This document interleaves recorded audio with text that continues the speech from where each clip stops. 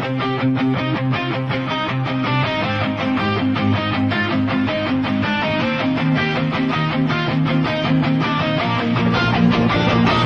are the Unbound Grapplecast, where shadows rise on the weekly Steelchair.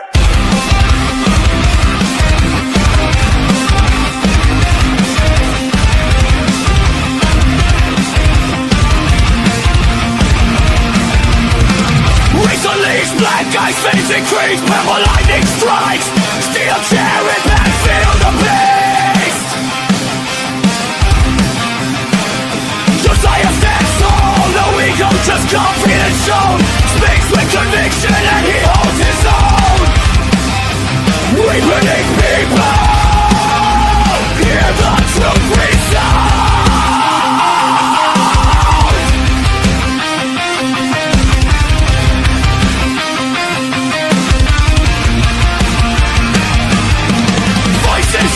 Yeah, the circle grows. Weekly Steelchair where the real talk flows. Fans and fighters all side by side. One strong community filled with pride. Filled with pride. Hear the ring bell sound around. 3, 2, 1, let's go.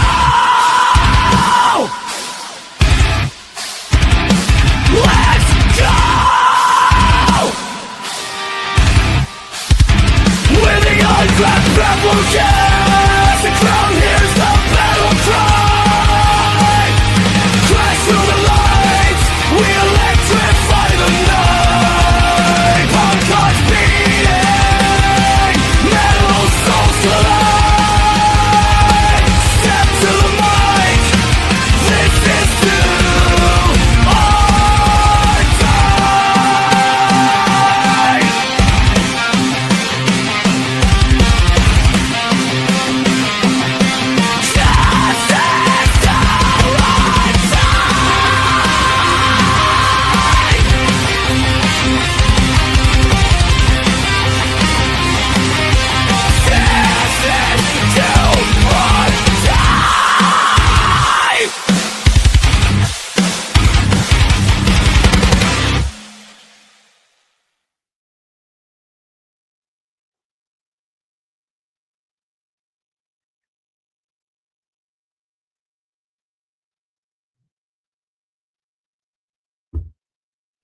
What's happening, everybody? How are we doing? Welcome back to hell, where it's cheap, it's killer, and it's actually kind of fun. I'm only kidding. It's the Unbound Grapplecast. Myself and Josiah, we are here to do a double review show and have some fun. Just kidding. It's not a double review show. It was the other day. It's not today. We're here to have some fun, however. So, before we get to pleasantries, how are you doing, dude? I'm doing very well, thank you. Hope you're doing Good. well, and I hope the chat's doing well too. So do I. I certainly hope so as well.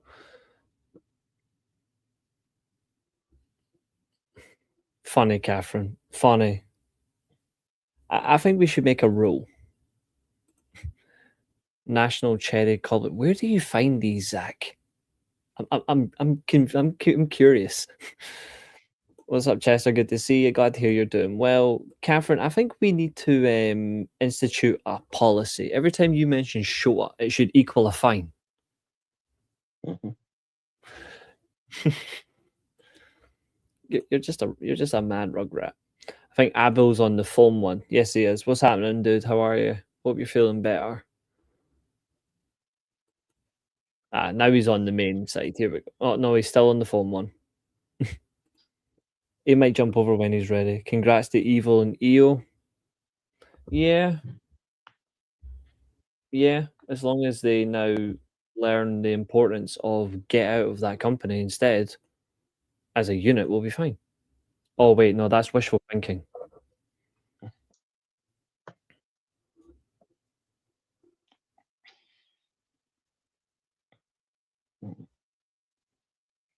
Give it a couple of years, maybe they'll get tired of living in America. I mean, that works too. That is a terrible policy. How's that a terrible policy? You can say his name as much as you want. You just have to pay a fine. We're only kidding. We're only kidding. Say whatever you want. You know the score. Okay, so we have one show to review. There were some additional matches, unfortunately, which means we do have to cover that. That's the only thing. But we'll certainly do our best to entertain you guys for this evening because there's a lot to get through. But I suppose I should ask the most basic question. What did you think of Supercard of Honor, my friend? If anyone else has watched, what did you think of the event? I thought it was a pretty good event. Some surprises, some not so surprises, but overall a very good show for Ring of Honor. I think that's a fair assessment. I think one thing is for sure is I want to see elements of it go to, like, can this be a stepping stone for them? Because the event was that good. I think they've got opportunities here that really stand out. Katherine says Baron Corbin back to WWE. If he knows what's good for him, he won't go back.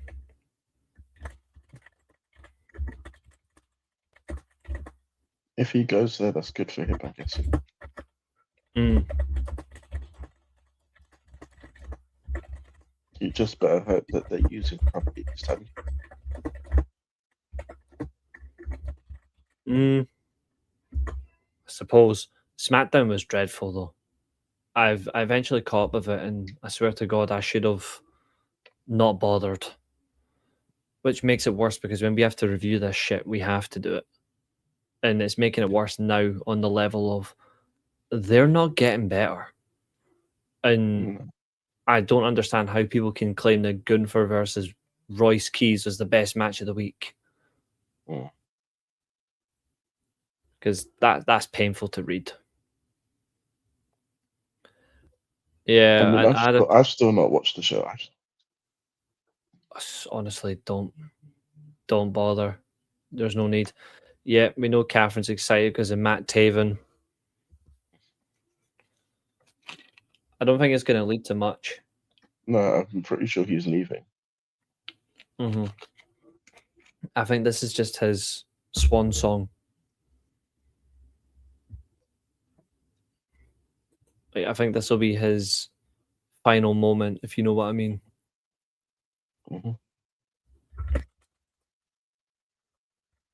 I am just doing one little thing, which is this one. I'm hoping I've got the right one. So Supercard was brilliant, Chester. You absolutely would have liked it. The results as well were very interesting and competitive. Very competitive for everyone involved.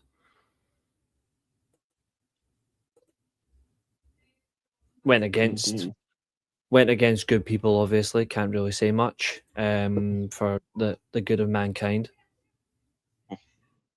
But that's okay. Because things happen. Josiah knows what I'm talking about. I do. I might have to start watching Ring of Honor on a regular. I'm rewatching on a regular basis myself. Like I dipped out a little bit, but that's just because other things were in the way. But I am watching it a whole lot more, and I'm really enjoying it. There, I need that, and now I can do. Obviously, I'm going to bring the predictions up in a minute, but before we do that, does anyone want to guess who the predictions champion is?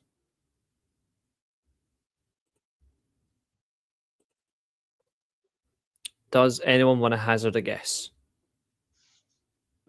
I wonder if anyone will guess. It'll be interesting to see if anyone guesses right. I certainly hope someone will get it right, provided the person that knows they're the champion doesn't say they're the champion.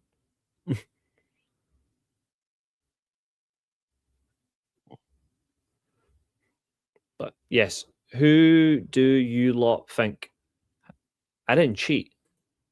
How did I cheat? And no, it's not me.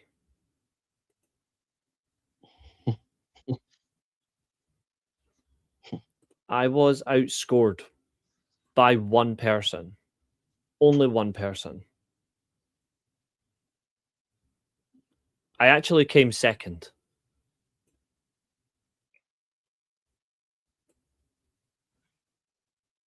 Let me just make sure. I came, sorry, joint second.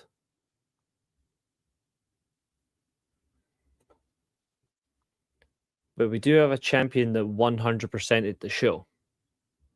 And I never cheat the predictions. Never. It's not Josiah, because Josiah went for the chaos of Wheel of Names for Leo Rush, which cost him. To be fair, and the Josh, No, it didn't. He ended your cheating. The first match wrong anyway. Same. It's the only one I got wrong. I got the first match wrong anyway. It didn't cost me. Same. I'd love to know how Katherine thinks I cheated to win the championship.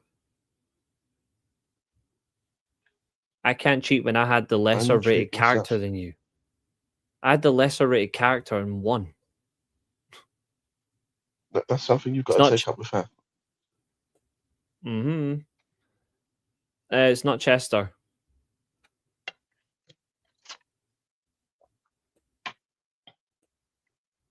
It's not Chester.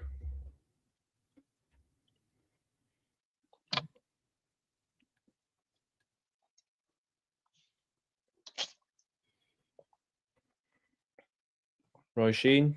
All I'm going to say is I'm looking forward to the Double or Nothing predictions. Same. Because it's going to be very tight.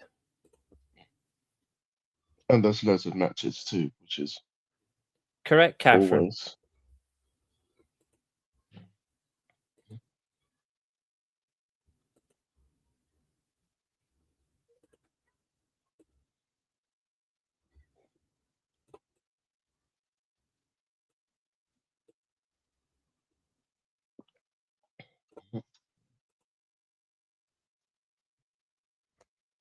It is Abel. That is correct.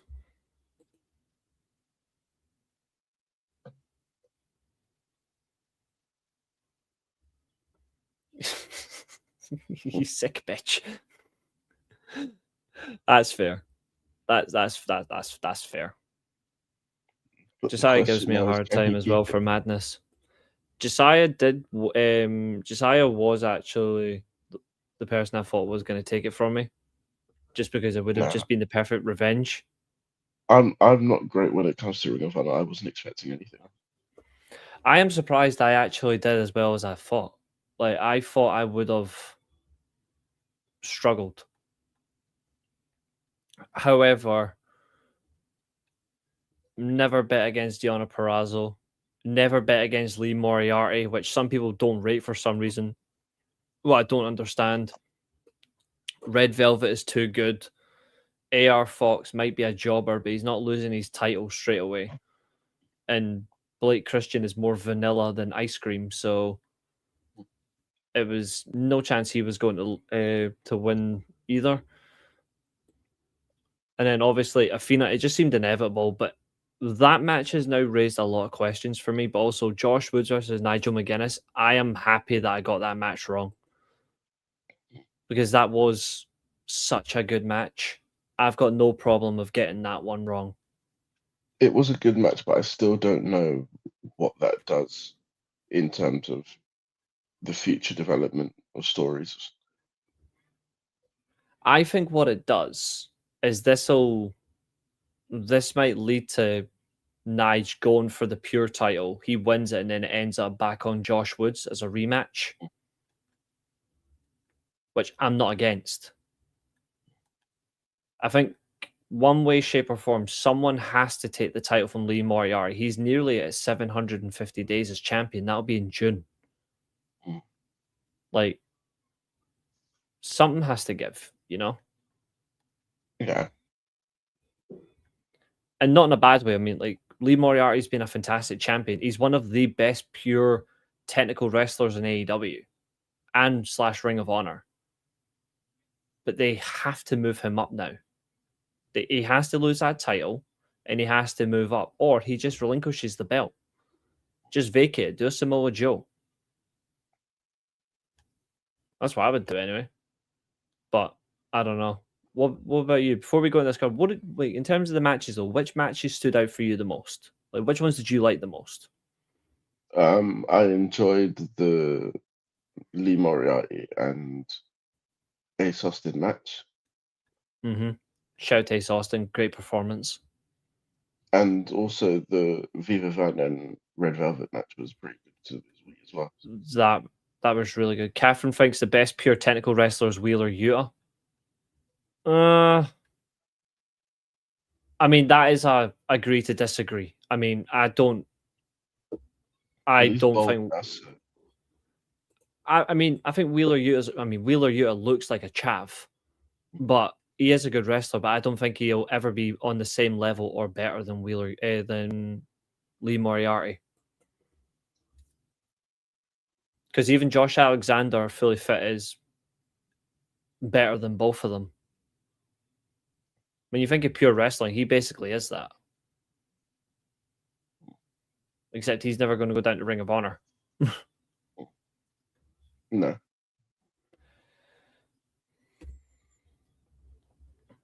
But there's a lot there to display, so to speak. There is indeed.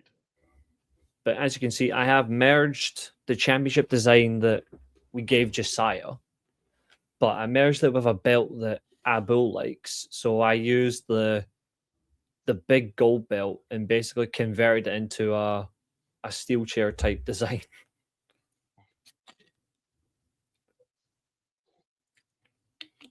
To protect the integrity of the design we gave you, of course. I might be biased, but I do still think my design was better than that. I mean, that's allowed. Like, I can say the same for mine. But now Abel can say the same for his. Like, that's the aim, is I want to try and give like every new champion a version of their own. Like, I will do that. So naturally for Katherine, if she ever wins it, she's going to get the Divas title. Or she can get a Hangman titles. A cowboy championship design with shit on it. Anything Big Abul likes, that's why he is sponsored by Blue Chew. Oh dear God. There was one match I actually thought was really good, and before anyone says I'm going to go straight away and say Diona versus Diamante, I'm not. I did enjoy that match. I'm actually going to say... I was thinking, actually, can Catherine's title have thunderclouds on it? Good idea. I actually thought AR Fox versus Leo Rush was better than I expected. Like, I was really impressed. I'm really liking Leo Rush's character work. Oh no! Even if he's not winning. Even if he's not winning, I think I can see something. I can see a vision. I can see a future. Roy Sheen, I hate you. That's just not funny. I'm sorry, Josiah. I have to. I want Spider-Man! Misery, misery, misery. That's what you've chosen. Say his name and he appears. I believe in Reece Russell. I believe in Reece Russell. Cause they love him in Scotland and Scotland and Scotland and Scotland and Scotland and Scotland and Scotland and Scotland and Scotland and Scotland and Scotland. They say I believe in Reece Russell. I believe in Reece Russell.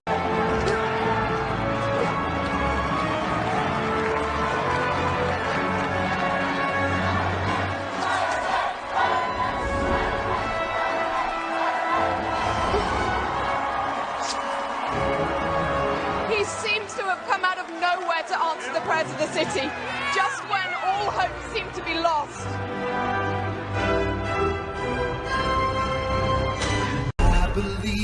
Reece Russell.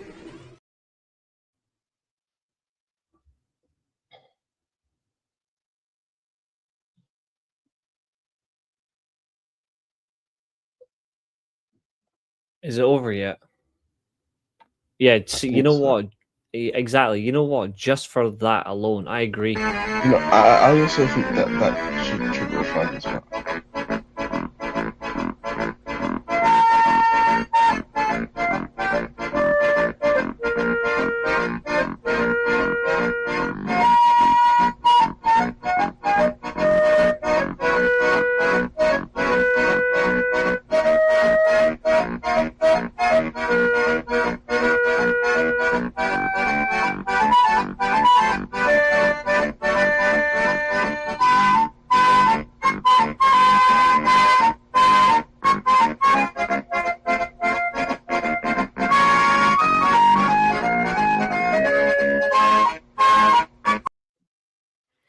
Try to recreate the Kenny Omega face. What were you saying? Yeah, I was saying that I'm enjoying Leo Rush's character, even if he's not winning. He's still putting on good performances. I'm gonna say something I'm gonna say something that keeps controversial. him in mind with the fans, and it keeps them engaged with what he's doing. Agreed. I'm gonna say something controversial, and if someone wants to clip this and sends this to his wife and himself, Leo Rush is doing Jonathan Gresham's octopus style gimmick with the face paint and the black liquid out the mouth better than he was. Like, he's actually taking it to a level that this is what Jonathan Gresham was supposed to do, and it didn't work. Leo Rush is doing it, except he's doing it with face paint and the liquid coming out of his mouth as well. Like, I'm really liking the elements. It's a mixture of that, and I like the fact he's using black cart as well. Gives me, it's not the same as Owen Hart, but it gives me the enjoyment, and I really do like it.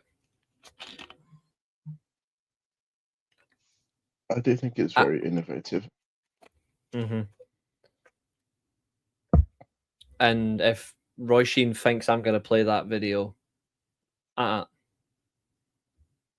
got one or the other, and you chose to say my name, so that's as safe for the rest of the show.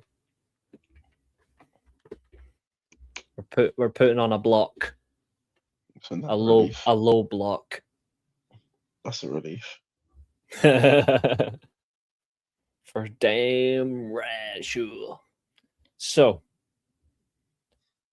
another topic as well I want to bring up, because we're going to go through the matches, of course. They did add more to the card. They also announced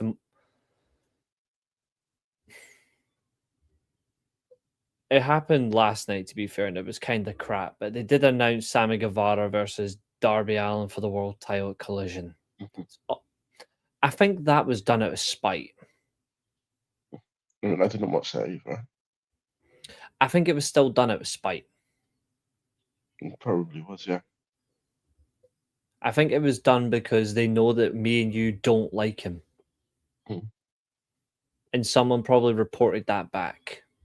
So they picked that match. And I feel like this is treachery from Tony Khan himself and the AEW creative. I blame Katherine and Nikki. They probably told Tony Khan. Probably. Sammy Guevara does not deserve to be rewarded. Although Beast Mortal's not being able to attend Supercard to defend the titles doesn't help, obviously, because I was actually intrigued by the idea of Price and Oliver, because I think I would have put the belts on them right there and then, but some of the other matches as well I that were added throughout I didn't like. I didn't enjoy Shane Taylor Promotions doing a open challenge just so Dalton Castle and the Turbo, the Outrunners could win. Outrunners, yeah. Yeah, I didn't like the idea. The Outlanders, huh? I would have called them the shite runners, but it works just as much. The Outrunners and Dalton Castle winning the Open Challenge to become the Ring of Honor World 6-Man Tag Team Champions. Really disappointing. But then also you make it worse by having Orange Gimp show up. Like that ruined the show. That's what doesn't make just the it fact a that great it was show. there just Yeah, that's what dismisses it from a brilliant show to a great show. He takes that down. I think we've now established that one experiment is officially over, and that's Billy Starks. Yeah. It's, for me, we're fans of Billy Starks on this show. We stand by that. But as of now, I never want to see her again challenge for the Ring of Honor Women's World title. You've had multiple chances. You had the biggest chance last night in a match where there's a small percentage of winning, but there's a larger chance of Athena losing the belt, and you still bottled it. Yep, you still bottled it. So for me, the Billy Starks experiment is over. I think for her now, go after Red Velvet, go for the TV title, because if you step up to the pure title, you're going to tap out. But that's that for me. That it confirmed it for me. Either move her up to AEW or put her in the TV title division. Because I can't take her serious anymore as a world title contender. If you're refusing to put the belt on her, there must be something about her that Tony Khan does not see, that he goes, I am only going to have her as a challenger and a chaser. I will not put the belt on her. The only thing that I can think of is maybe he thinks that she's still too young. Potentially, but she's had well over 500 matches. In her entire career, she's got well over 500 matches. That's enough tape footage, sample size. She's work-wise, she's a good worker, but they have to do something, because like they can say too young, but MJF is really young when he won his first title. So, and he's not exactly emotionally mature. She would fit the TBS division on AEW. That's a great idea, Chester. That's actually a really good solution. But yeah, is there anything else from Supercard of Honor you want to bring up before we dive into the matches? Yeah. I also want to bring up the fact that Swerve Strickland did attack Bandito like I thought he would. I really like that, and I'm looking forward to the aftermath on Dynamite, because I've got no clue what we're gonna get, out of this. But do they do the sympathy result? Do they do Bandito goes over because Swerve attacked him? Or do they have Swerve win dominant fashion to reiterate the feud, but then Bandito costs him in the final? Because that could happen. I don't know, but the thing is, I don't know if Bandito costing him in the final does any favors for the winner, because it makes them look weak.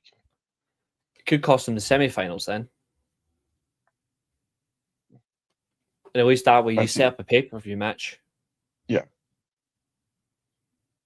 I'm really excited by the potential of what a feud they could do. I don't know what it could become, but I am really hyped for it. Would you have it for the ROH title? No. I don't think Swerve should even be near that thing. Not saying that to dismiss Bandito as champion, but I think Bandito, when he faces Swerve, when their feud really kicks on, like into a series of matches, by then I'm expecting him to have dropped that title to someone that's not vanilla and boring. But maybe that's just me. I'm not sure. So, ladies and gentlemen, that is another question I have for you, actually. Who do you think is going to beat Bandito now? Roosh. I just think like he might be the best choice. That would be interesting. Like they're conserving his energy. Like the fact that his Supercard of Honor he did a jobber match. It says a lot for me, you know. Yeah. So I'd go for it. Another good thing as well. This is what I'm really liking for Ring of Honor. Last year's attendance for Supercard of Honor was 1,300 people. This year they increased it to 1,367. Yeah. So good for them. Like that's really Well, good. Well done to those extra 67 people that increased the total from last year. They're working hard for it. Like they're working hard to really improve the quality of their product. They're trying to improve the intake of numbers for people, but they're also trying to get people out there that they can see what's available and just enjoy it. And I think this is the right time for them to do that. So I'm all in, like I'm strapped in, but so we have 4 pre-show matches that did not contribute to the scores. Don't worry, guys, but we do have at that point 8 main card matches to go through. What's crazy is the world title and the survival of the fittest was only separated by 6 seconds. The women's match was 6 seconds longer. But the open challenge for the 6-man tag titles was a full minute 40 longer than the pure rules title match between Moriarty and Austin, whereas Perazzo Diamante went 13 minutes. AR Fox versus Leo Rush went 15:41. Velvet Viva Van was 11:19, and Nigel McGuinness versus Josh Woods was 14:53. Davis Zelua went 14:12. Overall, that's some good match times. You see, this is how you let wrestlers wrestle this. Yeah. So the first match on the card on 0 hour, because we had 4 0-hour matches. The first one was Sammy Guevara versus Action Andretti. It was meant to be a tag team match, but that changed due to Beast Mortos not being eligible to get into the country. He had issues getting into the country. Therefore, we couldn't get a Ring of Honor World Tag Team title match. Sammy Guevara did win, but there was a bit of Leo Rush bullshit as well with this one. So, what did you think of this?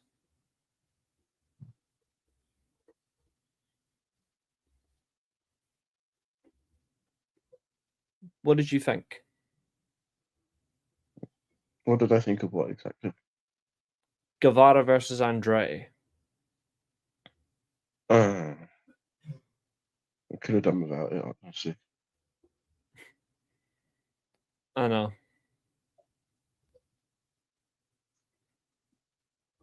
To be fair, I could have done without all of the matches that were added to that. It didn't add any substance to the show at all. It just made it longer. The only match on the 0 hour card I actually enjoyed was the women's tag. And I'm not a particular fan of Queen Aminata, but I think her and Mina Shirakawa for the time being are a good unit. Rush defeated LSG by pinfall in a 41-second squash. Again,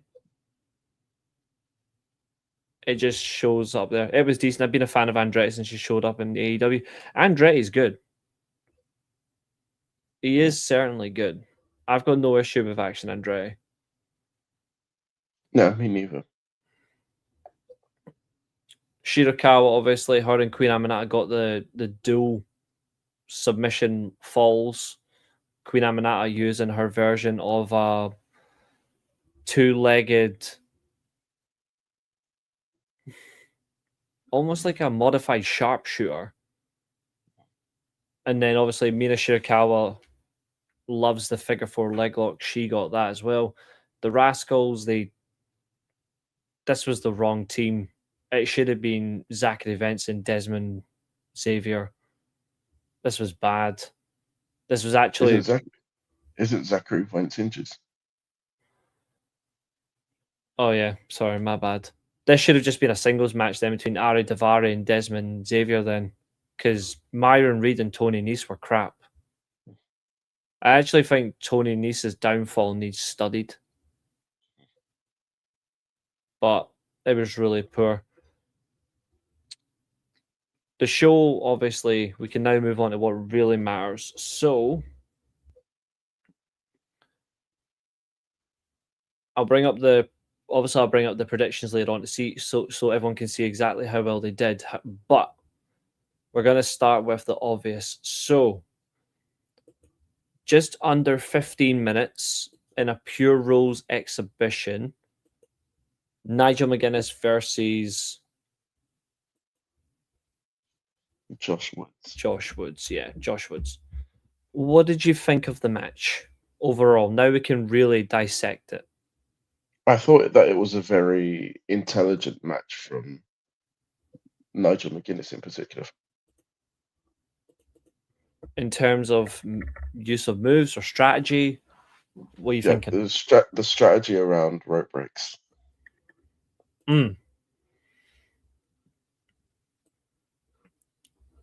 That's one way to put it.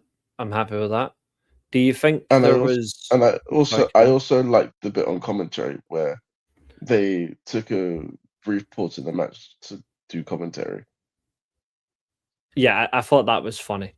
I like that they were talking about, oh, this match is like, he's actually doing quite well. He's actually doing quite decent. You just see Josh Woods going, you know what? I can actually see this a lot better.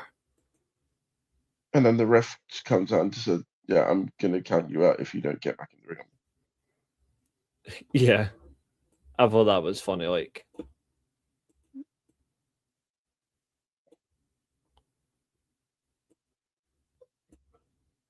but yeah, overall, good match. Obviously, you said you're not sure what happens with it with Nigel McGuinness winning, but with Nigel winning, is there anything that you could see something developing from it? Like, do you see anything that you think could benefit, or do you think it was just overall wrong call? I don't necessarily think it's the wrong call. I just don't see how Nigel winning benefits anyone when he's not a full-time wrestler. Yeah, that's fair.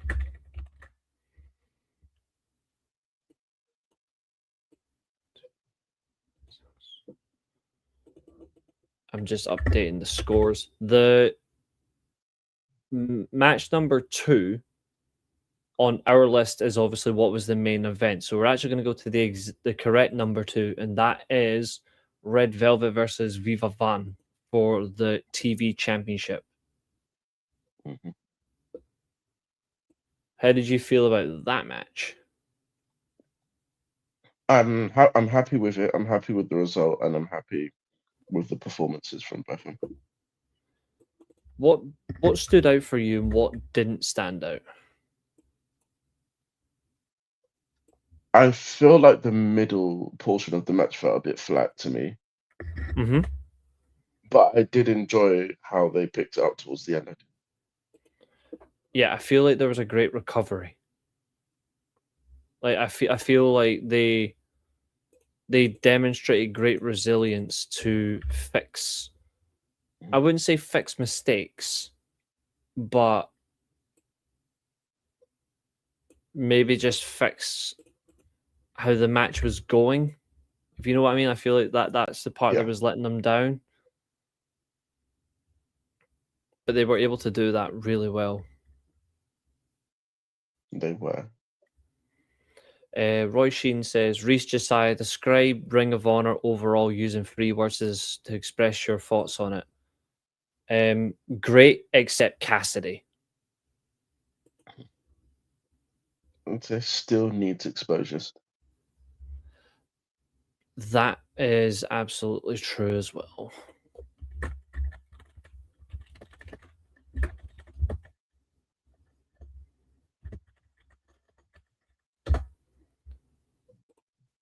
Like I want to see, I want to see more Ring of Honor wrestlers mixing in on Dynamite and Collision, just so that people actually know who they are and actually want to see them come in.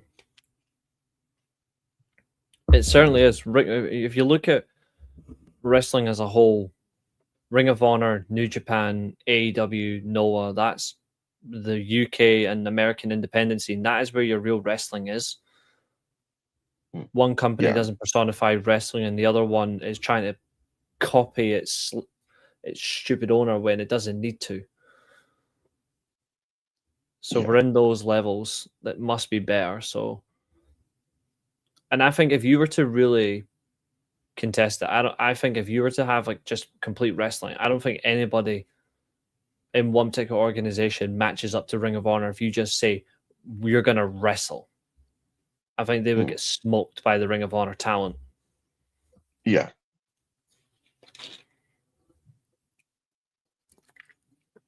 People can bitch if the Ring of Honor people are on Dynamite all they want. I think that what matters is how you use them. So like you can integrate them, provided you can then take the stories back to Ring of Honor. I mean, as long as they can do that, they're great, because they've been increasing show times, by the way, on Ring of Honor. Like they've been increasing the duration of each show. Like the most recent shows have been between 1 hour 46 and 2 hours 12.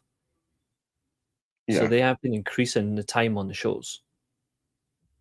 And I guess this is also allowing them to wrestle more. Which, of course, again, a big issue when it comes to certain other wrestling promotions. Exactly.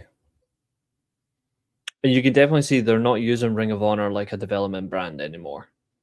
No. It doesn't look like that at all.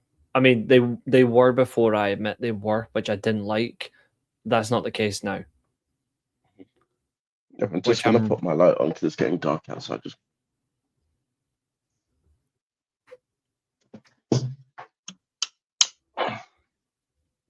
Yeah.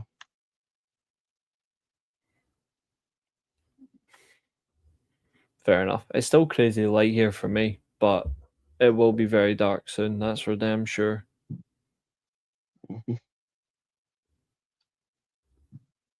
But yeah, it's good to see that they're not treating ROH as just a development brand, and that they're paying more attention to it in terms of actual wrestling.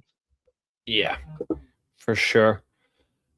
In terms of the women's title match, the women's TV title match, is there anything from that you thought it lacked? I think a bit of pace would have been better. I feel like Velvet was rushing the end, where Viva Van wasn't.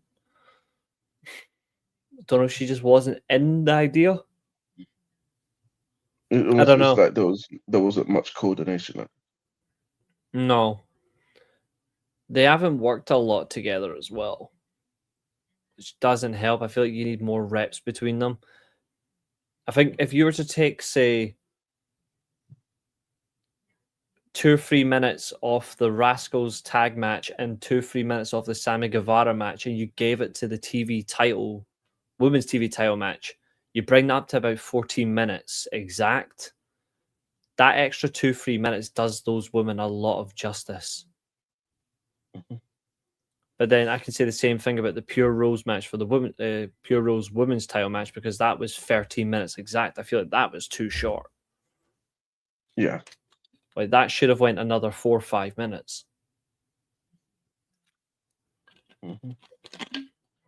Much to Catherine's dismay, of course. Yeah.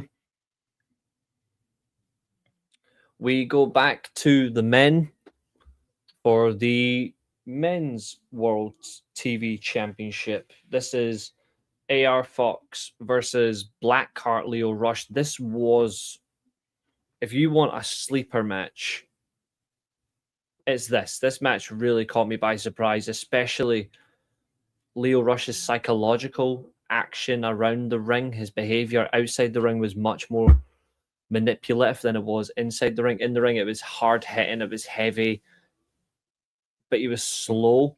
It's like what I said about Yeah. Io Sky versus Asuka from Backlash. I don't mind if a match is slow or if two people are slow. But I want to see the moves be heavy and hard. I want them to see a lot of power, a lot of direction, and a lot of direct moves that actually justifies being slow. That's why I like the fact that Lio Rush was working slow, whereas AR Fox wasn't. It was good to see a swift change in style. And I think this will help Lio Rush get over. But good result for AR Fox. Action Andretti. Obviously, he comes out at ringside. Lio Rush he hits his frog splash off the top rope for a 2 count, which I'm surprised because obviously that is his finish. But again, this is wrestling now. AR Fox kicks out the frog splash. And then Lio Rush goes to do it again, but this time he goes to do it with the TV title on his waist for maximum damage. But before he can even do that, Action Andretti steals the belt and he flips him off the top rope. And then AR Fox, he hits the 450 splash for the win. Technically,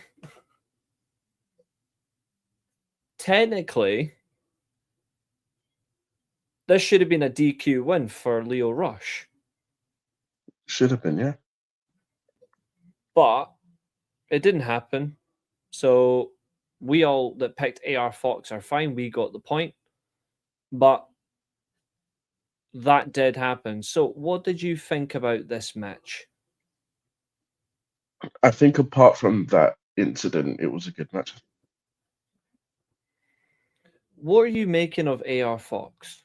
Because I know we spoke about him a bit about him at length on Friday, that we don't think he's championship material, but is he giving you any inkling that he might actually be decent for this title at least? Because I think that might be his level.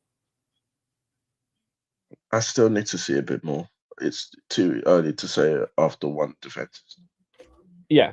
I mean, I agree. I'm not saying it's guaranteed for sure, but I feel like I think for me, what I liked about it is the fact is at least he carried the belt like a champion.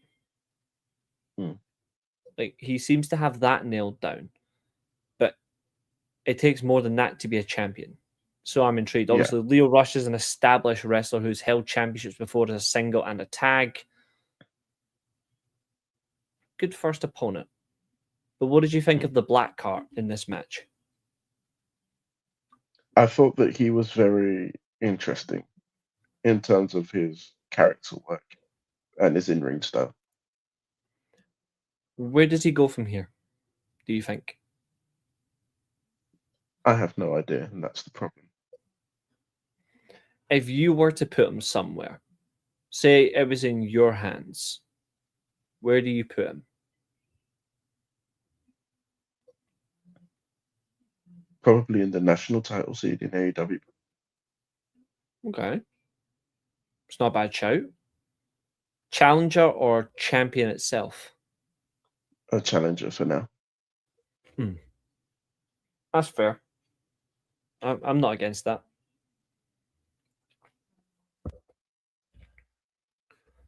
We are back to the women now. The fourth match on the main card. 13 minutes where I was glued to my screen. But this is the Pure Wrestling Rules match for the Ring of Honor Women's Pure Championship. Champion Deonna Purrazzo taking on challenger Diamante. I'd do that a whole lot better than Tessa Blanchard's theme song. But either way, Diamante versus Deonna Purrazzo is the only match that went bang on a minute specific. They went 30 minutes exact. I have 3 problems with this match. Okay, go on. The first one is the length of time. I feel like this match deserved to go at least another 3-4 minutes. Sort of the same length as the men's one. I feel like that took away something from the match. Therefore, it lacked a driving force at the end. So that's problem number 1. Problem number 2 is the first Deonna rope break. I don't agree with that decision purely because at the time she was already on the ropes, similar to Diamante, when Diamante was also in the ropes previously, and they never took a rope break off for her, but they did it for Deonna. I feel like it was poorly decided upon. So I think that hurt it a little bit as well. In the third one, I didn't see enough from Diamante in terms of pure wrestling. She said that she's the most pure wrestler that Deonna's ever going to face in her championship defenses. And I didn't see it. The match is good. I'm not saying that the match is bad. I'm just saying I saw more from Diamante in terms of a couple of bits of technical, a little bits of striking, but I didn't see enough to say you are her best opponent, because Deonna Purrazzo has now won 11 matches in a row, 17 in the 11 matches, as the champion, 17 in pure title matches. Just pure matches itself. 17 on that, 2 losses, which was before she even became champion, before the tournament was announced. So she's got the best winning record for a champion in that division. In terms, she's never lost a proving ground match either.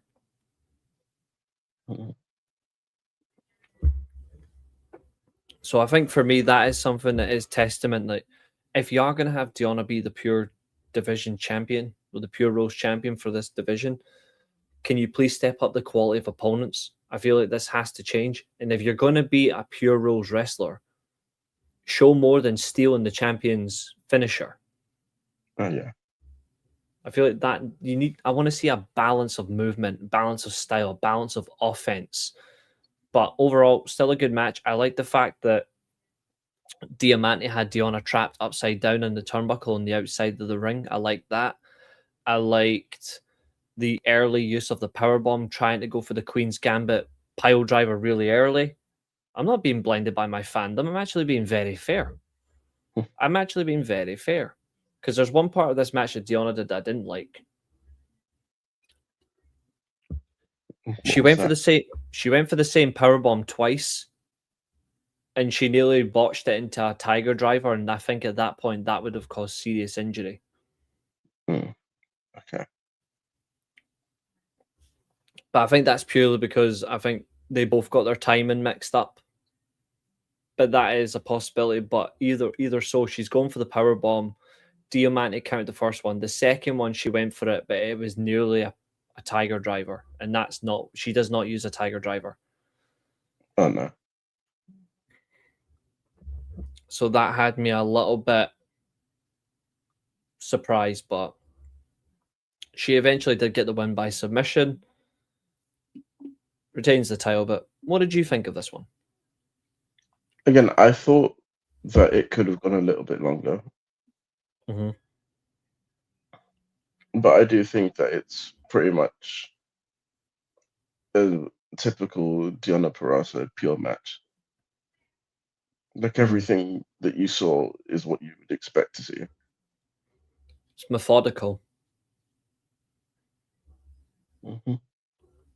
Precisely that. Something that wasn't methodical was the next match. This should have went a little bit later on the card. But Jesus Christ, Lee Moriarty versus Ace Austin. Oh my Christ. It was certainly something. It was a really good watch. I think this match didn't get enough justice. I do not know why this couldn't have went longer. I don't know, because you look at the way this match was going. This match, point for point, it's the best match on the card. You reckon? For the men's side. For overall, potentially.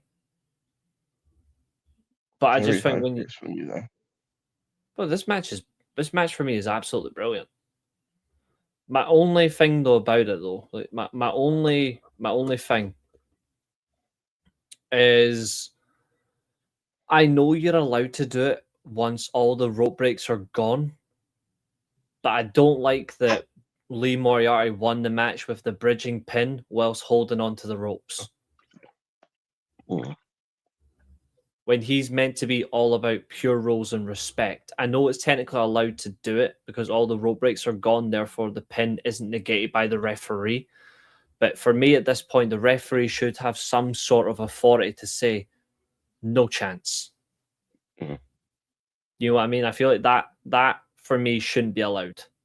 It's an example of where the ref using their discretion should be brought into effect more. Yeah. Because you can see that he is trying to go for the full-on bridge because you can tell that Lee Moriarty is a big Zack Sabre Jr. fan, the way he always uses this pin. But yeah, I can't justify that type of victory. This is one of those where Lee Moriarty had a lot of good control in this match, but that for me is disappointing. Mm. But shout out to Ace Austin. I thought Ace Austin was fantastic. And I agree with Caprice as well on commentary that you could arguably give Ace Austin a couple of more singles matches and then he gets another chance at Moriarty for the pure title and maybe he beats him. I think that's a fair shout, yeah. Because I think he is the right call. But you just can't do it too soon. No. Maybe a couple more months, maybe. Maybe at main events, Honor Club episode. Well, Honor TV episode, sorry. Speaking of Honor Club, if you guys are wanting to watch, this is obviously for the UK guys, obviously you can get Honor Club in America, you can get Honor Club here, but if you are looking to watch Ring of Honor on a Thursday night, if you are looking to watch Ring of Honor TV, you can watch it through the My AEW app. If you get the subscription, you can watch Ring of Honor pay-per-views and live and older TV using My AEW. Yes, you can. Which is exactly how I watched it. The only thing is the sheer amount of breaks you get if you're rewatching something. There's a lot of breaks on the My AEW app, which I think they need to cut down. I understand they need to, but like, come on. We don't need breaks every 10, 15 minutes. Yeah.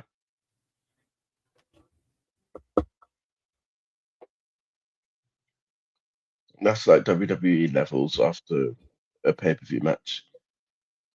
Yeah. I'm not kidding. I rewatched Fyter Fest 2020 today. And there was breaks like every 10, 15 minutes. And I'm like, what the fuck? Like, am I watching like a YouTube display right now? Is there anything else from this match that you saw that maybe you didn't like, or is there anything else you did like? Yeah, I was just generally impressed with Ace Austin's performance. This is the Ace Austin that I wanted to see escape TNA because they were never going to make him more serious than he already was. Yeah. And hopefully Chris Bay follows suit. At some point, that would be nice. Oh, yeah.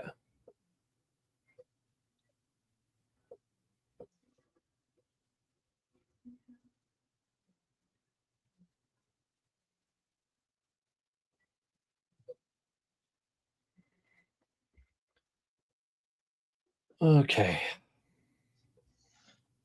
Time to discuss the third longest match on the card, which I won't.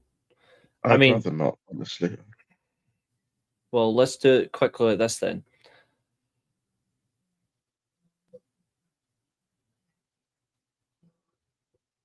I don't get the result. I don't get it. No. It was just And a waste of time. And an open challenge shouldn't be going for, even for a 6-man tag title match, should not be going close to 18 minutes. No. Like that just doesn't make any sense. Not at all. What did you... We can at least move on to the No, next I one. also... no, before we get onto that, I also want to ask the question why Orange Cassidy felt the need to show up more. I actually don't know. Like, that's something I haven't got a clue about. It didn't make any sense. It was nice to see... It was nice to see Briscoe, obviously. But I don't see any need to bring Orange Cassidy into this. There's no relevancy here. No. Real confusion. Up next was the AEW National Championship match. Mark Davis defeating Zelua. Obviously, Mark Davis tried to remove the mask, which is a recurring theme in AEW or Ring of Honor, where they try to remove the mask. Yeah. And I'm not a fan of it. No. But Mark Davis, again, really good performance from him. Yeah. What's up, Jamie? How are you doing, fella? So I still don't know why they had this match on the card, but it was a good match for what it was meant to be for. I think it was just to show that as the national champion, like, he will at least go and defend it in other promotions, even though technically they still own Ring of Honor. It's just under like that banner, but it's still a good match overall, though. Yeah. I think Mark Davis is settled. No, I think he's settled. Yeah. My only thing is, though, is I don't know what he does next. Like, that's my only thing, is I haven't got a clue. Well, he's going to go back to feuding with Jack Perry. That's true. Oh, Abul said predictions champion of the world is a super chat. Thanks, Abul. He's such a good guy, Abul. And yes, you did take it from me. Good to see you, mate. I hope you're doing well. This has got me laughing. That's such a good comment. It's real wrestling. Arnie's in the chat saying his name is John Cena. Okay. I wonder what he thinks about the John Cena Classic. I hope anyone with a rational opinion, even if you're a John Cena fan, which I suppose might be rare, I'm hoping you'll be in the same inclusion that this shouldn't go through at all. We don't need it. Because even I'm like, why? Like, I think it's ridiculous. And that's one way to put it. Mm. What else from Davis versus Zelya did you enjoy? I was impressed with Zelya's performance because obviously I don't get to see much of him. So for a first viewing, it was impressive for him. And I also want to praise the agents that booked the match, because this is how you should display a wrestler that people may not be familiar with. Mm. They really built time in for him, really utilized him strength to strength, and it worked really well. Okay.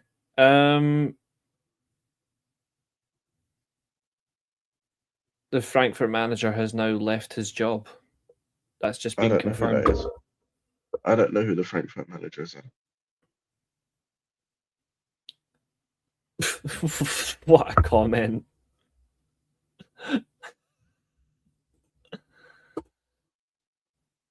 a comment here saying the John Cena Championship belt comes with a mechanism that gives you a wedgie to save everyone else the time.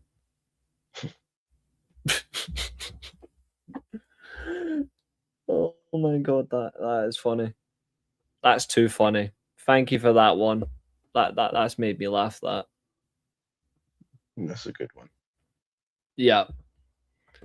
We need more humor like that, you know, like just natural humor that just takes your mind off shit and just makes you laugh. Yeah. So funny. So funny. But will the John Cena Classic title spin?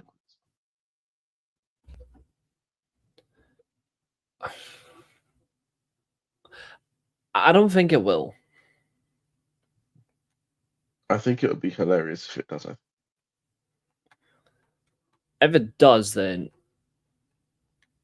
you can only help but laugh. But I think we all know who's going to win it. It's going to be R-Truth. I mean, I think it's going to be LA Knight. You think LA Knight's going to win a championship? Because because the fans are voting. They vote him over R-Truth, you think?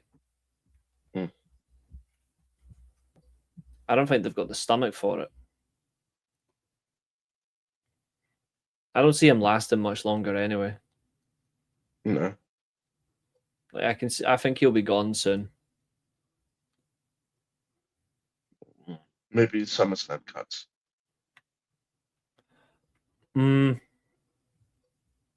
That might happen. Would be interesting. I'm still unconvinced about them as a whole.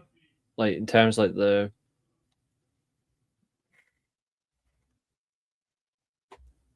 it's just about the whole concept for me. It doesn't make any sense. Like, I don't get it. Like, why have a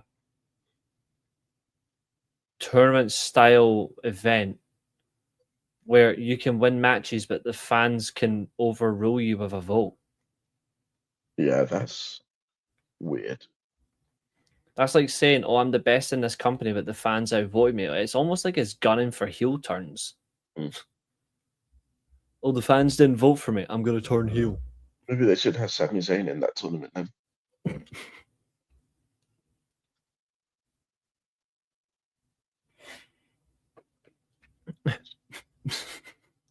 That's funny. That. Jesus Christ. He's always complaining about how the fans have turned on him.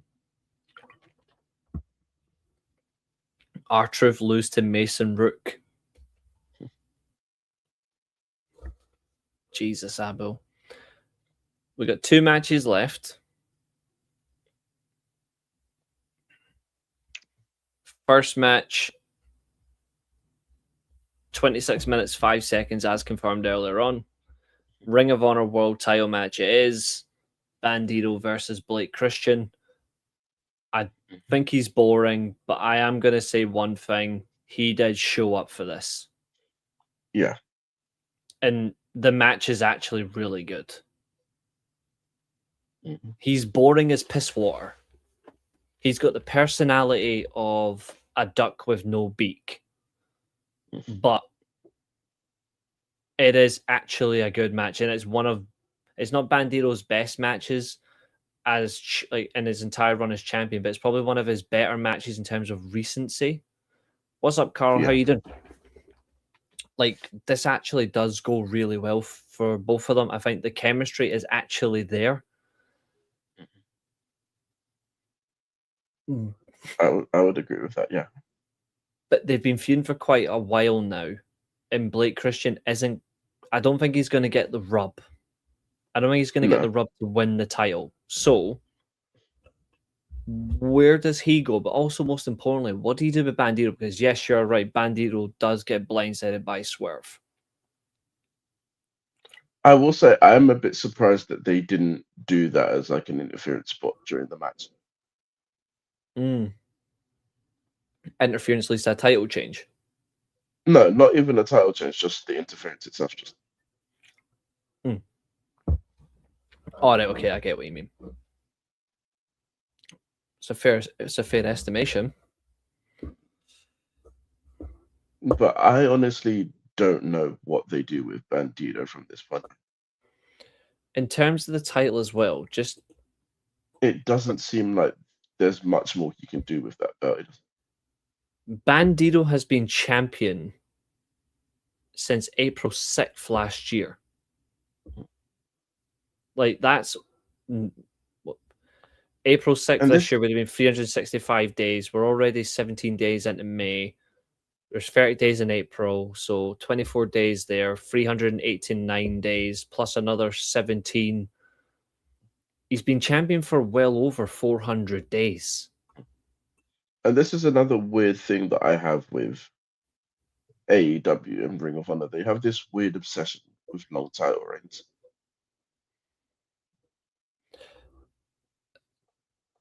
It's a bit worse than WWE when it comes to long title reigns. Yeah. I mean, And it's almost like they don't have a balance because you either have a long time, they either have champions with long title reigns or they have champions that flip flop belts, like the TNT title and the world title in AEW. Though. yeah.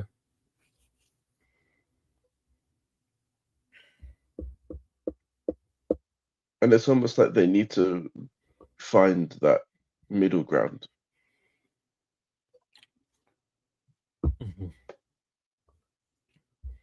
I don't know where they do that though. Like I really haven't got a clue. And that's something that they need to figure out. I do want Bandito to go back to the previous title design. Like the one just Which before one? it. The classic ROH belt. No, you know the fifth design. Oh, what, before, the one that Ah. came out just after the police style winged version. Oh yeah. Basically the one that Rush was bossing about, basically. I do think the classic one's nice, and to be fair, they're all nice, but I just think for me personally, I would go all for the one before. I think it just looks nicer.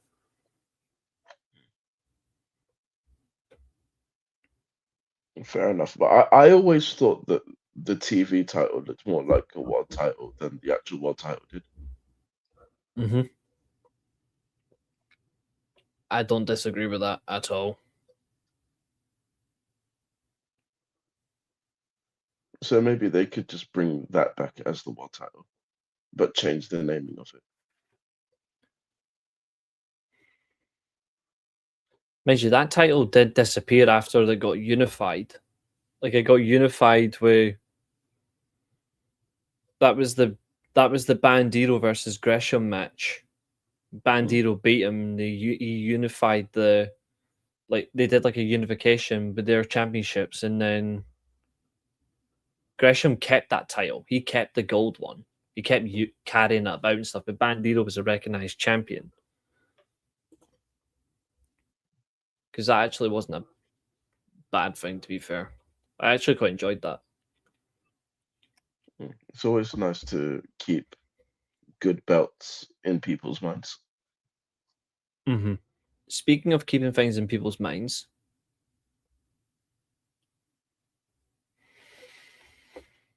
they did announce during this show as well that next month there will be another Ring of Honor Global Wars event. They did. This is Ring of Honor Global Wars featuring Ring of Honor talent, CMLL talent, and Stardom. It's a triple header. On a scale of 1 to 10, how excited are you for that? I give it a solid 8 out of 10.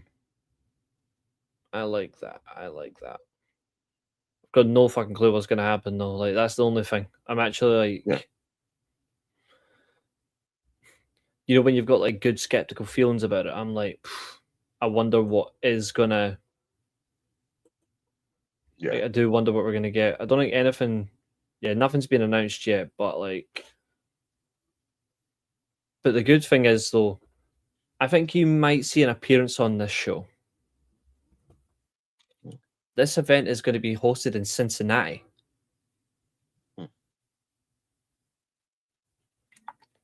Interesting. I reckon you might see Moxley on this card. And I actually hope it does. But for what reason? Who's he going to face?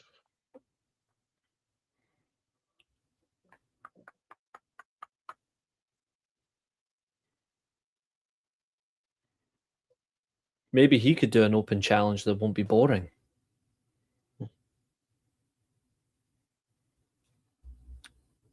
Just food for thought. I'm interested to know. Would you have Mystico and Desperado defend the junior tag titles on that show?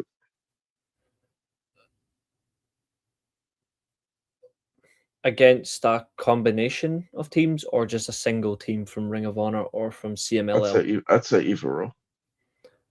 Yeah, I actually think you've got a good chance of doing Desperado versus Mystico. I would have them up against the Von Erichs. Because at some point, sooner or later, I can see them having a match or two in New Japan. Okay. Like, I think that would be good for. I would have the Von Erichs versus the Knockout Brothers in a Forbidden Door match. I'm not against that at all. Obviously, Knockout Brothers win, but that's what I'm thinking. The only thing about this event as well is Noah is not on this event. They were the last one, but not this one. No, he's interested, yeah. And there's no MLP as well. No. Which kind of sucks because they were fantastic in the last event as well. Yeah.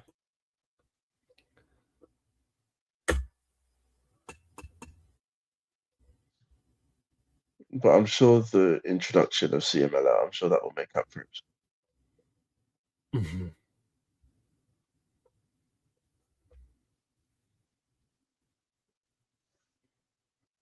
Von Erich, see, Abel's on our wavelength now. Just imagine how good that would be. That'd be incredible. I would give them 25 minutes solid.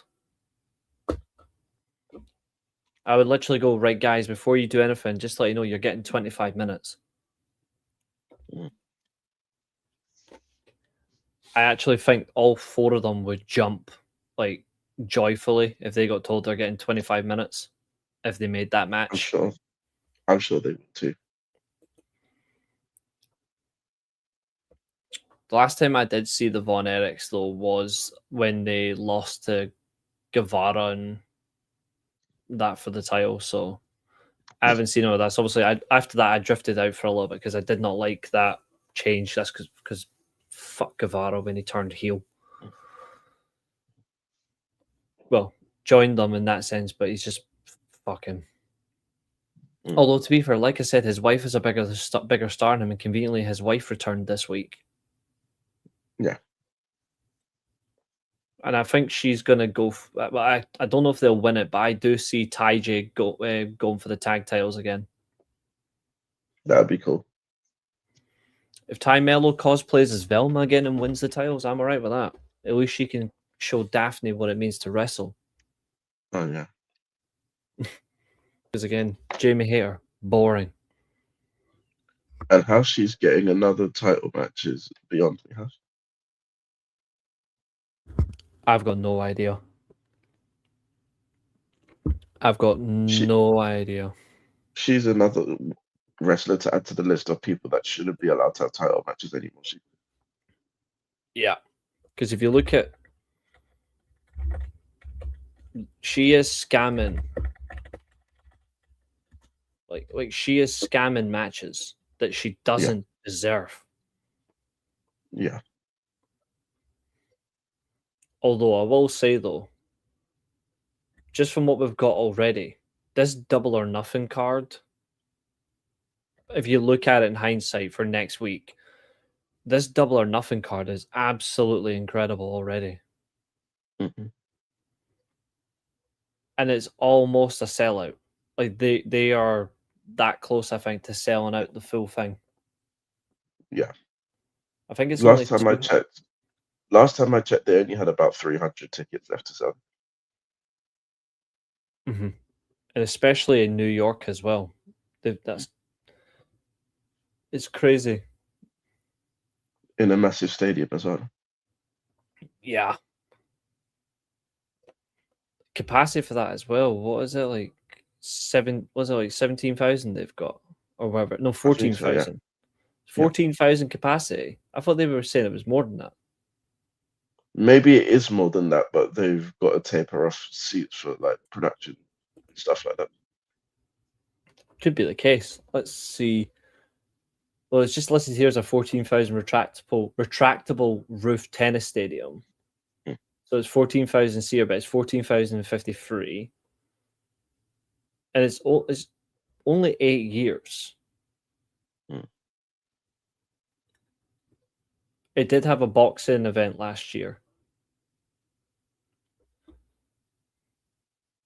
But yeah, in elements to it, it's still good. The lower bowl is 6,400 reserve seats. The cantilevered upper bowl has 7,000 unreserved seats. And it's the first tennis stadium to have a roof and be naturally ventilated. Impressive. Therefore, wrestling fans have no excuse to use deodorant. Yeah. So if you are going to the Louis Armstrong Stadium, make sure you don't stink. Yes, please. Please be clean, or we'll send Abu your way, and he can eliminate you. And also, don't touch any wrestlers. Yeah, please don't. I don't want to have to discuss that crap again because that's just horrible and disgusting. And embarrassing. Extremely embarrassing. Anything else you want to talk about regarding the men's world championship match? Yeah, just think about who you're gonna have beat Bandito. Mm. And don't make it be someone stupid like Wheeler Yuta or Daniel Garcia. Don't. Oh yeah, that would be nauseating. And then the main event, survival of the fittest. You have been warned. Exactly, Abu. Yeah. 6 women enter. 1 woman leaves. Athena retains the championship. Overall, good match. Time-wise, I'm glad they gave them a lot of time. They worked really hard for this, but again, what are you getting now as an investment? What is your investment? Like, where do you invest? Because when you look at this match, and I'm going to now I can finally bring the predictions on screen for everybody. You've got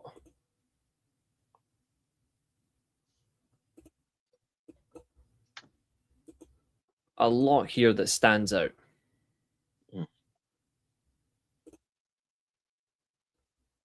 That's too big. Hold on.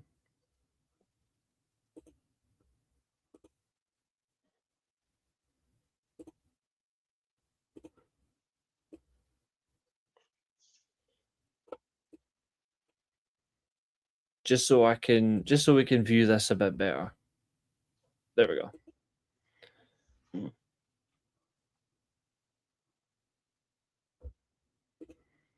Wrestling fans get a reputation for not using deodorant. There's plenty that do, but just don't wash their clothes. Not fair to lump them all in the same group. No, that's true.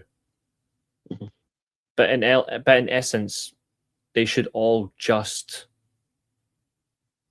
clean them. Yeah. I mean, if you don't wash your clothes, what's the point of wearing deodorant? You're going to stink anyway. Or at least have like. There's actually some people that actually are crazy. There's some people that generally will shower in their clothes, and then they will just get like a big massive like air dry on their clothes when they go out, and technically they're clean. Like they'll clean themselves, then they'll clean like their clothes, and then they'll just go. Weird. It's manic. There's actually people that have done that from studies. I am, before anyone asks, no, I'm not one of those people. I wash. No. But that is the talent in this match. Yeah. And honest to God,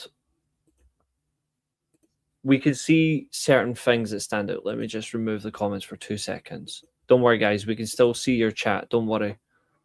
But this is where we're at, right? So, Maya World has been competing there for quite a while. Yeah. I don't see her getting the title. Trish Adora, decent talent, works really hard. I actually enjoy watching Trish Adora. Yeah, but again, I don't think she's ever going to win the title either. Me neither. Yuka Sakazaki is only there because of an extra name. Yeah. Billy Starks, we've already talked about. I think that experiment's done. She can't be considered a threat going forward. Yeah. And Zayda Steele is pure potential. Yeah. Like, she's got a long way to go, and they can't rush her. Yeah. But she did well in this. They need to, like, really focus on her development in these next few months. Mm-hmm. Definitely someone that I can see as champion, though, in like the next 2-3 years. If they do this right, they can really make the go of it. Yeah. And before anyone asks, we're not dismissing the quality of any women in this match. They're actually, it was like we say, it was a really good match, but it's plain and simple. Like the entirety doesn't work. Yeah. Like what did they do? I don't think there's anything you can do. Like either Athena decides, you know what, I'm gonna hit a certain number and then I'm just gonna relinquish, or they go, right, we just have to have you lose the title now. Yeah. Yep, that's true. What's up, Billy? That reception for him was nice today, even though he should have ended the game as captain, in my opinion. PS, fuck Celtic. Yeah, speaking, I actually have something about that I'm going to bring up in a few minutes. Don't you worry, that's going to raise a very interesting conversation when we go into our little topic of discussion for everybody. I've got something that is going to really raise the stakes. Although, then again, the SFA need to have balls, and we know they don't. So, we will see if they will do it. And if they do it, then I will praise them. But I don't think they will. So, the survival of the fittest match. What did you think, though? I thought it was a very good match. What did you not like? I didn't like the fact that they had Billy Starks in this match and her not win the belt again. That's the one major takeaway for me. I feel like we've said this already, but we're at a stage with her now where if she's not winning or you don't plan to have her win, don't put her in these matches. Yeah, she keeps being rewarded.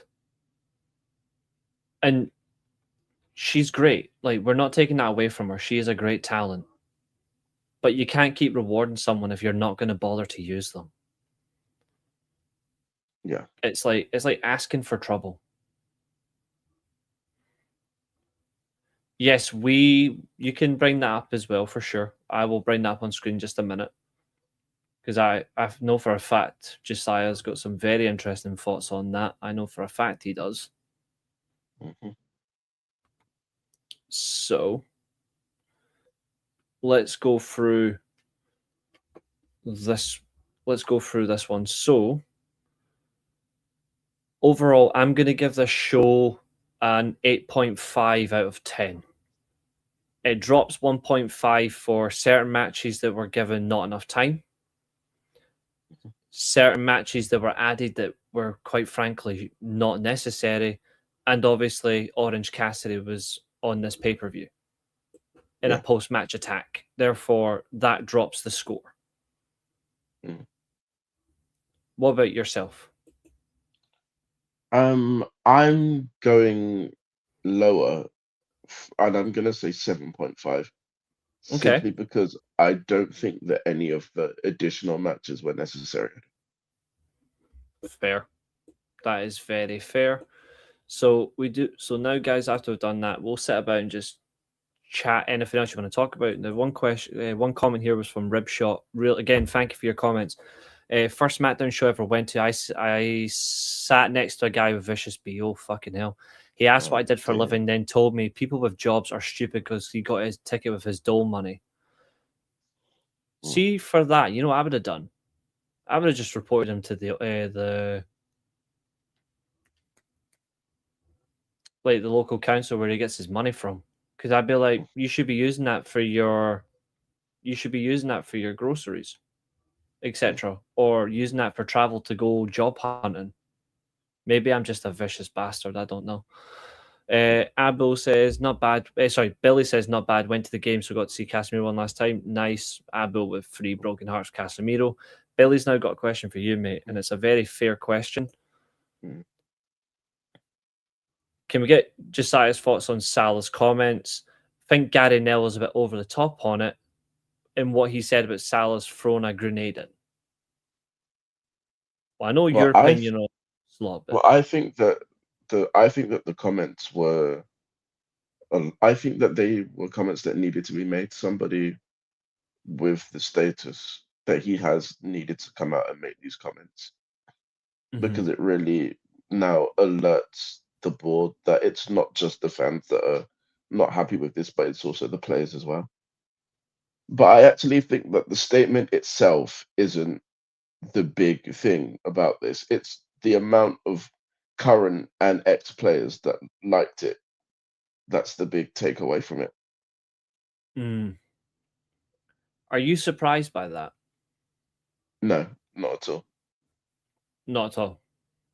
No. I don't think, and this is my personal opinion, I don't think there's going to be a reaction. I still think he will be your manager next season.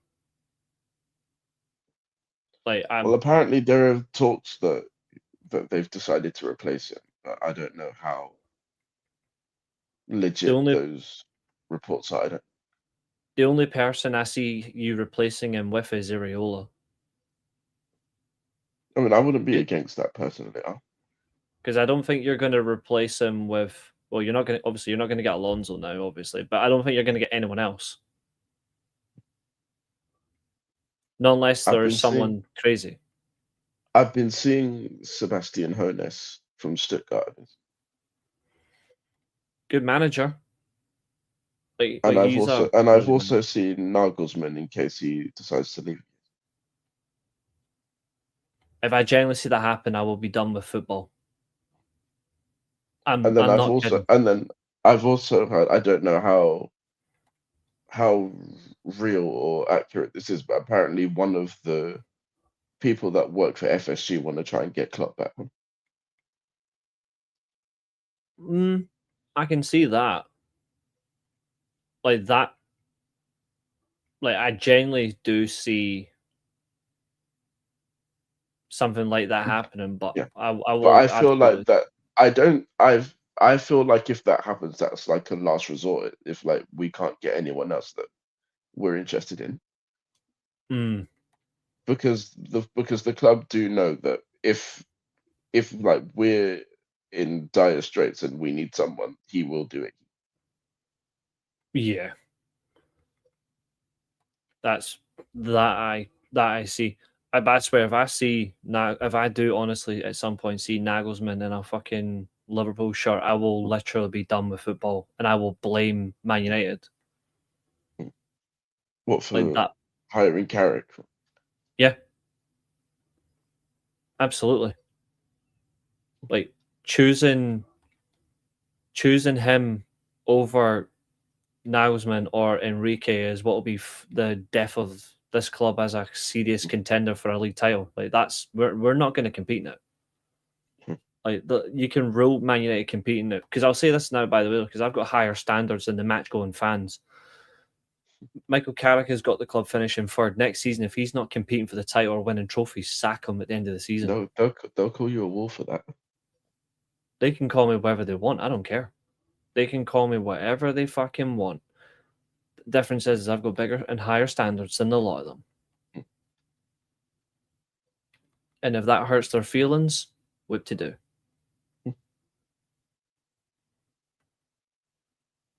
Sometimes the truth hurts. And for them, the truth is massive.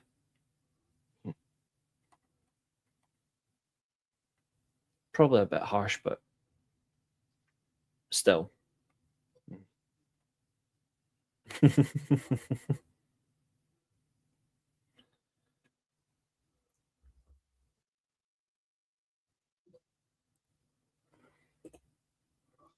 But yeah, what's your whole topic for this? Yeah, that's true. That's true. Alonso will get some sort of power for like 2 weeks, and then after that, it'll disappear. I'm not surprised that we didn't get him, because I don't think he suits the style of football that we want to play. And also, his three at the back system won't work with us because we don't have enough centre backs to play that with. Yous are not going to play he would. I don't think he'd play a free at the back with you guys. I have a bad feeling Liverpool end up with Enrique as their next manager. No, Enrique is going to sign a contract extension. I think he's. I know the bookies have it. I know the bookies have him as the favourite to be our next manager, but I can't see it. It would be bad if it would be genuinely bad if United were to not get him, and then you see him become the manager for you. Because at that point, if that's the case, there's no there's nothing you can do at that point in terms of going like, what the fuck, you know what I mean? Like there's no coming back at that point. Which again, that wouldn't surprise me. But yeah, it'll be interesting to see how this all unfolds. But I'm glad that someone has come out with the statement that Salah made. But I will say I'm a bit frustrated that it's taken a player that's leaving to make this statement when our captain is just sitting there not making any sort of comments about anything. Twiddling his thumbs. Yeah.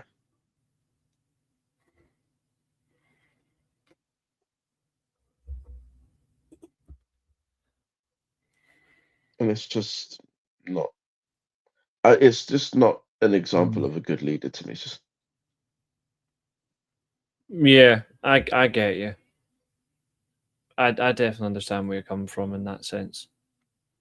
And I say it in the right way. I think I look at certain people and I don't see justification for getting the opportunities that they do.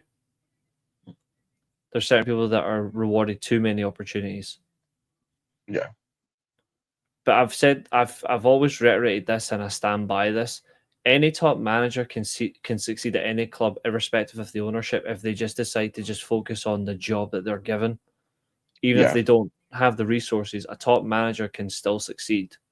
You just get on with it. Yeah, exactly. So I don't have like that. That's what I think on it. I don't really. For me, like I don't care if no one's got like ball. Even like an owner can have really weak mentality, but a top manager can come in and do the job. The problem is these Man United players don't like to be coached. Players these days don't like to be coached. They just want to be coddled like little rats. Yeah. And I can't stand shit like that. I really don't like that at all. Yeah, not at all. But yeah, what was your whole thought process about the Celtic thing that you had to? Yes. I'm going to share it actually, because there was actually another incident that happened this week that not many people are talking about. Because I actually spoke to a few Celtic fans and they explained to me why the goal stood. Yeah, rightly so. Like I can see why they've done it, because the pass was made to Osmond. Yeah. Therefore, there's no interference of play from Maeda. Therefore, the goal's given. I'm like, fine, if that's the case, fine. And also, Brian and Mbeumo's goal today was not. That should have been ruled out for handball. Yeah. Because I don't understand the handball rule, because It doesn't make any sense. clearly say whether it's accidental or not, you can't score or create a goal with the assistance of your arm. Even Billy's saying that defo handball. It was 100% a handball. We've scammed that decision, and I feel bad for Forest on that. I still think we would have won the game, but we didn't deserve that. Yeah. But I wanted to bring up something that's really, really bloody important. So the fact that Celtic fans beat up the Hearts players. Yeah. There's something else as well that goes against Celtic. If the SFA have got major balls, they could do what happened to Slavia Prague versus Sparta Prague, which points deduction. They got a points deduction and they were given a 3-0 defeat. So this game here was last week. It was a title decider, basically, or close to a title decider. And what's happened is Slavia Prague were fined. They were given a 3-0 forfeit, and it went to Sparta because the match did not finish and Slavia Prague fans invaded the pitch. Okay. The same thing happened with Hearts versus Celtic. There was still a minute to go, and Martin O'Neill has also said this, that the third official told him that there was still a minute left. So technically... Well, he's not very smart, is he? So technically, the game didn't end. Therefore, if Hearts are right to appeal this, they could I mean, it would be shit to win the league on a forfeit, but they have a serious case here that they can take legal action for. And this did happen. I mean, when it comes to things like that, I wouldn't want to win the title at that point because you can't get the moment back. Yep. So there you go.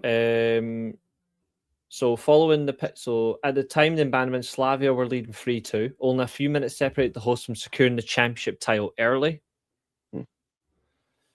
Following the pitch invasion, the players of both teams immediately left the field while Sparta departed shortly afterwards for security reasons. The league's disciplinary commission will now investigate the incident. Slavia could face significant consequences. According to the reports, the match could even be awarded as a 3-0 victory, which is what happened. Should the result ultimately be awarded in Sparta's favour, Slavia's lead at the top of the table would reduce to 5 points with 3 games remaining. In addition, heavy fines as well as possible partial stadium closures. They've been given stadium closures already. That is right there is what happened. I won't play the video, but You can imagine what happened. look at that. Yeah. For me, that's got to. They were awarded a 3-0 fine, and they were fined 600,000 Czech crowns, flares as well, and damage to the Slavia Prague stadium at the Fortuna Arena. I think. I mean, I don't care about the scenario. I think that any form of pitch invasion should be an automatic loss. It's just stupid. Agreed. If it's at the end of a match, and I mean if it's properly the whistle has blown and there's no opposition players around on the field, then those fans should be allowed to go on and celebrate. But that's as much as it should be. The fact that you've attacked Hearts players is just disgusting. But also, I will credit Derek McInnes at least for shaking Martin O'Neill. I'll credit him for shaking Derek McInnes' hands. Like, he went up to him and he did actually, at least he did go and shake his hand. Yeah. Whatever people say, though, Martin O'Neill did a great job. For me, if only he stayed 4 more games. If he had stayed 4 more games, Celtic would have bottled everything.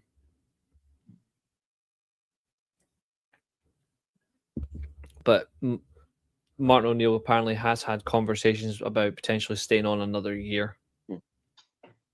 I wonder if Danny Rowe will stay another year. He's been told that he is the coach for next season. He has been backed. Well, that's going to be fun for you then, isn't it? Yep. Basically. Fucked.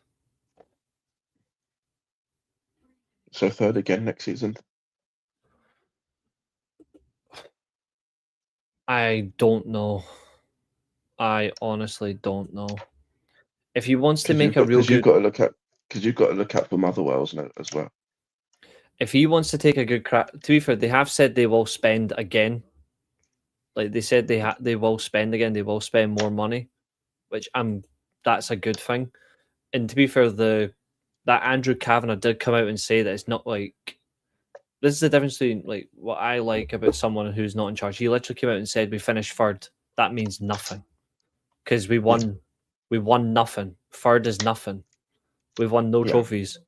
So I like that he said that, but also I feel like he said there's going to be a high turnover in the summer. They are trying to get Mikey Moore again on loan. I wish my manager would say that, but instead he sees qualifying for the Champions League as an achievement. Mm-hmm. If Danny Rowe wants to succeed at Rangers next season, he has to play a 4-3-3. I'm fine with him playing that high pressing style, but if he wants to do it, he needs to do it with a 4-3-3, or play a 4-2-3-1 and get like the whole way through. But don't play that 4-2-2-2. He doesn't have the personnel at Rangers to play that style of that stylized system. It doesn't work. When you've got the right players for it, that system is hard to beat. But when it doesn't have the system, like when you don't have the players for the system, you're not going to get anywhere. Yeah. Way I see it, give and take with that decision. Look how many ridiculous decisions we've had against over the season. No one kicked a fuss. Now all of a sudden it's a sham. I'll take it. Yeah, we've had some horrible decisions. I'm not disagreeing with that, but this is one that I'm like, this is why I agree with Simon Jordan about what he said on Talksport the other day. I only watched the video because they were having a meltdown about the. And this is another thing. But he said this is another argument that I've got. This is another argument that I've got with people in VAR when they say give or take with decisions, so they'll take it. The thing I always say about that is just because it didn't go your way, that doesn't make it acceptable when it doesn't. This is what that's conveniently what Simon Jordan said. He's like, the integrity of the game is not going to be questioned if they just stay silent. Even if it goes for you, you have to call it out. Yeah. It almost feels like the VAR are re-refereeing games rather than doing what it's supposed to be doing. Yeah. I know Cunha got the goal in Cunha for me is my player of the season over Bruno Fernandes, even though Fernandes has been absolutely phenomenal. I just said for me it was Cunha. But So you think that Cunha should win the PFA Player of the Year, then? no, I just think he's Man United's player of the year. That's all. But that doesn't make any sense. How can he be Man United's Player of the Year, but Bruno wins Player of the Season? It's just my view on it though. Like in terms of like what he's done from not his main position as well, but between him and Fernandes, I'm fine with regardless. But my biggest thing though is like the game called into question. The integrity of the game is called into question when nobody calls out, even when it's for them. Brian and Bremo literally should have went. No, I handled it. Yeah, this is why I got so annoyed and when I put it in the Discord, I was like, "This is ridiculous." Lamens has been excellent. You could arguably say top 3 for us is Cunha, Bruno, Lamens. Casemiro maybe just outside that, but he's had a brilliant season. I'm not saying Kobe Manu, and I'm definitely never saying. Yeah, and I'm definitely never saying Amad Diallo. I actually want Amad Diallo permanently dropped. Luke Shaw scored today. I know, fucking disgraceful. That wee cunt's going to be given a contract extension. And I will genuinely be sick. Another one. Clown. I thought you played well there. I genuinely hate the man. I honestly do. I hate the fact that we've still got him and nobody's got the balls to sell him. Also, speaking of goals, Gibbs White scored a great goal in that game as well. He's quality. I wonder if Spurs will side him now. Because they're clearly not going down after what West Ham did today. Nope, it's definitely in Spurs' hands. Although I think tomorrow it'll be a draw between Tottenham and Chelsea tomorrow, and that's all they need anyway. Yeah, because West Ham's goal difference is horrendous. See, when West Ham go down, Mateus Fernandes, Jared Bowen, they are getting raided. Somerville. Yeah. I even reckon Mavropanos will leave it. Mm-hmm. I think Everton should look at Mavropanos and Mavry Somerville. They need another winger, need another centre back. I think we might go for Fernandes. I know we were after him. Get a couple of midfielders. I wouldn't mind. I would take Bowen. I know you would. Yeah, sorry, Spurs Chelsea on Tuesday. Yeah. Billy's asking who won Liverpool's Player of the Season. So Szoboszlai's going to win it, but it hasn't been announced yet. He's been the only good player you've had this season. Yeah. No one else for Liverpool this season has genuinely been good. Well, Rio's been good, but he's not played enough. Yeah. Isak has been shambolic. Ekitike has been injured so much. Isak's not been played. He's been injured too much. Yeah. Salah's just been controversial. Van Dijk has been terrible. Konate's been meh. You've had no goalkeeper all season, basically. No. And Kerkez has been hot and cold for you lot. Yeah. Like he was horrible at the start of the season, but he's been better towards the end. Mm-hmm. You need to do more about you need to do more with Tetsuya Endo in your team, for goodness sake. Tetsuya Endo's a wrestler. We've got Wataru Endo. It's also his name too. But he is someone you should be using more. We need Elliot Anderson. He gave a thumbs up to the Stretford, and probably because he's a Barcode was mocking us to then sign for 150. Elliot Anderson, simply put, is Judas. But if we do sign him, that's fine. Like, I'm not against that. But there's 4 or 5 midfielders I would take ahead of him first. But I still wouldn't mind him anyway in the squad because he would give us a dimension. We can stop playing a 4-2-3-1. We could play a genuine 4-3-1, like, because you can't play him as a. If you sign Elliot Anderson, you've got to play him in a free. Because I agree with what was said today. He is a number 8. Though the 2 deliveries today from him were. He isn't a world-class player, but those 2 crosses were world-class level. They were genuinely good crosses. The curve, the pick out of a pass, the delivery from an angle, the curve on it, really, really impressive. Yeah. City are going to get a fine. That's it. That's I all don't that's even going to think they'll happen. get that.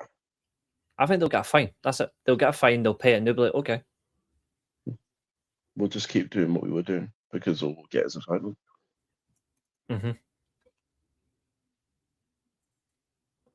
I don't think the league has any integrity to take trophies off them or whatever. But even if they did, I'm just they going to go can to the void. loot quickly. Yeah, no worries.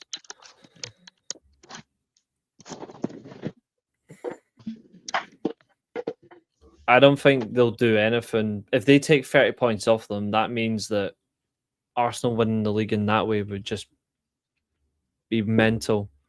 I still think the reality of it is, though, is it'll just be a heavy fine. I think fine them over 100 million.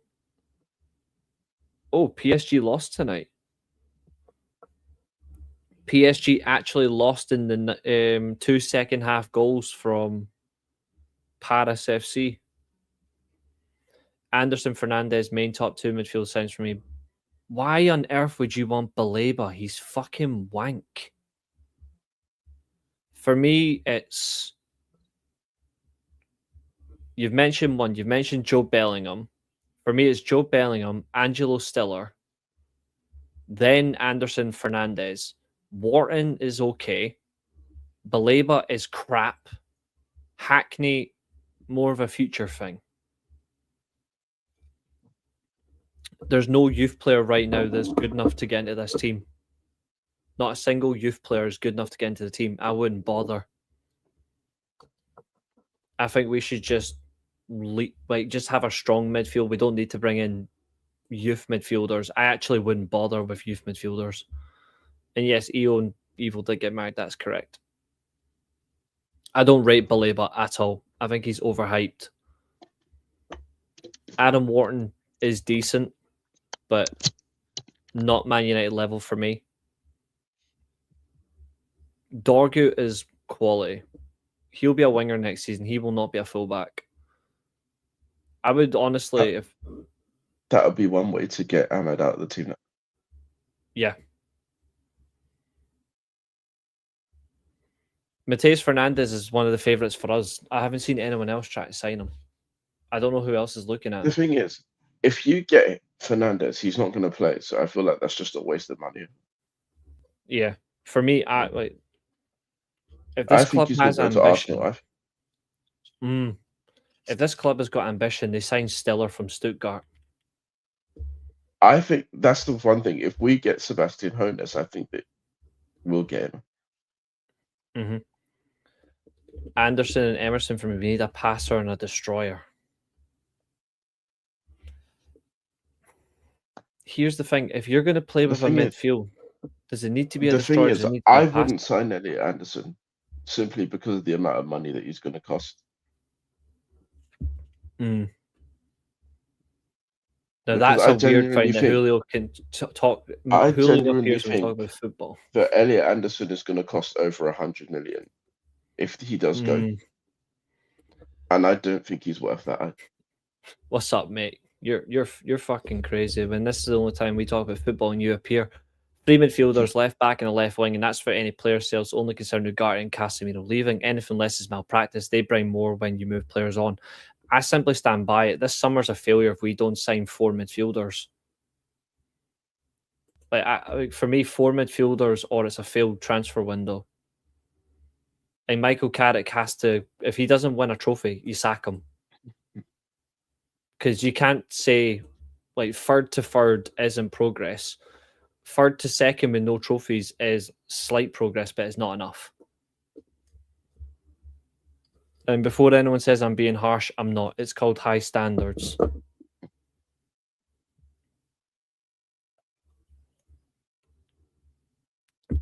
I don't think Newcastle, mate. You know what I would do, actually? Because, to be fair, Tonali was another midfielder I wanted on the list. There's actually... Tonali's too injury prone for me. I know. I actually would bring Elanga back to the club. Not Harvey Barnes. Fuck that little prick. But He's better another than one. Elanga. I don't think so. Elanga That old literally school hasn't. is quality. Elanga literally hasn't scored a goal in the league for Newcastle all season. I don't No think goal Dorgo's or moving back assist to all left back. season. I just think for the pace. Morgan Rogers is quality. I really like Morgan Rogers. Dorgo for me will either move to back to left back or stay at left wing. Dorgo for me is better on the right hand side, but Embuemo should be the primary. But when eventually, for me, this is what happens. To be fair, maybe I'm getting ahead of myself, but you can only replace Bruno Fernandes in two ways. You replace Bruno Fernandes by moving to a 4-3-3 permanently. You play 2/8 with a number 6, or you sign Kenan Yildiz from Juventus. Mm. The only left wing in world football I would take over Leao, because Leao's dropped massively this season playing as a striker, is Rodrigo. Speaking of strikers, did you see that Voltemada scored his first goal in 6 months today? Yeah, I did. Although Kvaratskhelia is the best left winger in the world, let's be real. Yeah. But yeah, Voltemada's first goal. To be And fair, again, Kvaratskhelia, another player that we could have signed last season, we decided not to. We all had that opportunity to get him cheaply. You know what I mean? Like, we could have done that. It's weird. I'm curious that we might need a good transfer window to maintain third, which is insane to say, but we're going from a 40-game season to 50 plus. Liverpool will sign Diomande. I hope not. The thing is, we're going to spend like 300 million minimum again. I think Man United, Liverpool, and Chelsea are going to spend close to 400. I'm not worried about Chelsea, to be honest. Simply just because their club is a joke. It depends on what Alonso does, though, in terms of recruitment. It'll be because if he gets it right, they are easily a much better team. Jonathan Rowe's decent. Even that's the thing. We all said that about Chelsea after this window. Like I remember people pre-season predicting Chelsea to win the league. To be fair, because of the quality, if they kept Maresca, I think they would have done. And to be fair, they signed Garnacho, so they killed their own season anyway. There's only two players.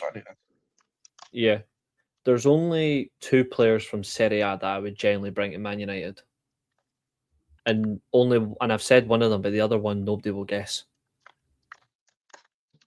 McTominay. No, not a midfielder. I'm not even gonna say forward. Nope. Bastoni.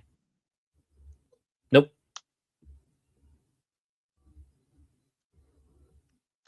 It is a defender though, but it's not Bastoni. Because the only left-footed centre back in the world I'm signing is by Schlotterbeck.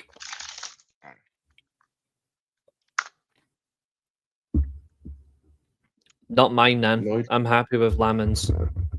Lloyd Kelly? Nope, not Lloyd Kelly. He's good, though. Billy is right by the club, though. As are you. You're right by the landscape.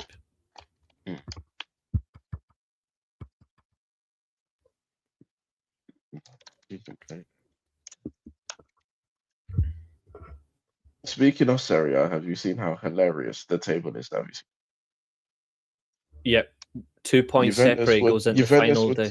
Juventus were 2 points off second going into the day, and now they're 2 points off top for that. Not Tomori, but you've got the club right, and it is a defensive player. Also, the funny to be thing fair, about do you think Tomori would even go there after he's been at Chelsea? Maybe. I don't know. The craziness is though, right?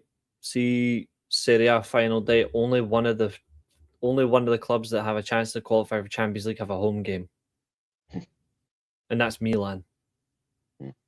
Roma play Hellas Verona. Juventus have got Torino away. and Como have to play relegated Jamie Vardy Yeah. away. So they've got to go away to Cremonense. Yeah. For the record, the player I was talking about was Bartasagi. Because fuck Luke Shaw. He's not a defender though. He plays in midfield. He's a left midfielder. Bartasagi's a left back. De Winter's a good player. He wasn't playing at left back when I saw him today. He was at left wing. He was left mid. Left wing back. Because of the 3-5-2 system. But you don't play three at the back, so. No, but I would play him at left. I would play him at left back. But can he play at left back? Yeah, he's played in the back four plenty of times. Okay. And he's 22 years old. Luke Shaw out of the team. Anything to get rid of Luke Shaw, yeah. Anything to get rid of that fucking hostile muppet. Although, to be fair, Carrick would find a way to play him at centre back. Just because he can play there. I generally have bad feelings with Michael Carrick as the permanent manager next season. I've got really bad feelings. I just think it's going to be interesting to see how it all goes. See the amount of people that are gassing him up are going to be the same people. I don't think he's that good either. I don't think so. I think he's just taken an advantage of an opportunity. Like, it couldn't get any worse than it already was. Yeah, and for now, me, he should have taken another job. And because he's overachieved, everyone's all excited about him. Yeah, they should have went elsewhere. Like they should have went for a top manager, kept him as and either told him look, you will be back at the club in a couple of years. Go and manage another club, get some top level experience that isn't Man United because you need it, and then come back. Or you. But now he's just going to be Ole Gunnar Solskjaer. Ole Gunnar Solskjaer with a full-on English accent. I'm genuinely. To be fair, it's that weird of a decision. Even Ole probably would have been a better option than Carrick. Oh hell! Because at least but I say that because at least he actually knows what he's doing because he's got experience as a manager. Marcos Senesi for defense. Honestly, I would just for a centre back that's left-footed, I would just jump for Schlotterbeck out of Dortmund. I don't even know where he's. I don't know if he's going anywhere or not. Nah, he signed an extension with a release clause, but he's going to go to Madrid probably because they just sign everyone. I can see shit like that happening, you know. What's Billy saying? I think United someone will go like this. Linked to every man and his dog. Main targets go elsewhere. End up with Baleba for 100 million after we get bent over. I swear, if we sign Baleba's awful. He's awful. Did you see what he did today? That almost led to Leeds scoring. I swear to God, the amount of people that have told me Baleba should be a sign, I told them all to go fuck themselves in the summer. I was like, you really don't watch football. The player that, if you're talking about Brighton midfielders, there's only one Brighton midfielder I would sign. And that's it. I like him, but no. Not there yet. Because now they're playing a defence midfielder and an attack midfielder, but there's a central midfield player they've got that I would sign in a heartbeat. Weaver? Matt O'Reilly. And even Julio back on that one. I'm a huge Matt O'Reilly fan. He hasn't played in ages, though. I know. I don't know why. It's probably because he played with Mason Greenwood. I wouldn't play him for a while for that either. Oh, fair enough. Yeah. I'm curious to the inquest now. We're going to get the huge briefing about the process. I'm curious to see whether they did approach anyone else and how strong the approach was. If I hear any buzzwords from Carrick, if I hear any buzzwords, I will be instantly Carrick out. Purely, I don't really care about. I don't want him to get the job anyway, so I'm not really Carrick in anyway. I'm just like the club is predictably shit. Liverpool will javelin. Predictive text. I think Liverpool will have an interesting summer because I think they need another keeper. Because once Alisson got injured, it went to shit.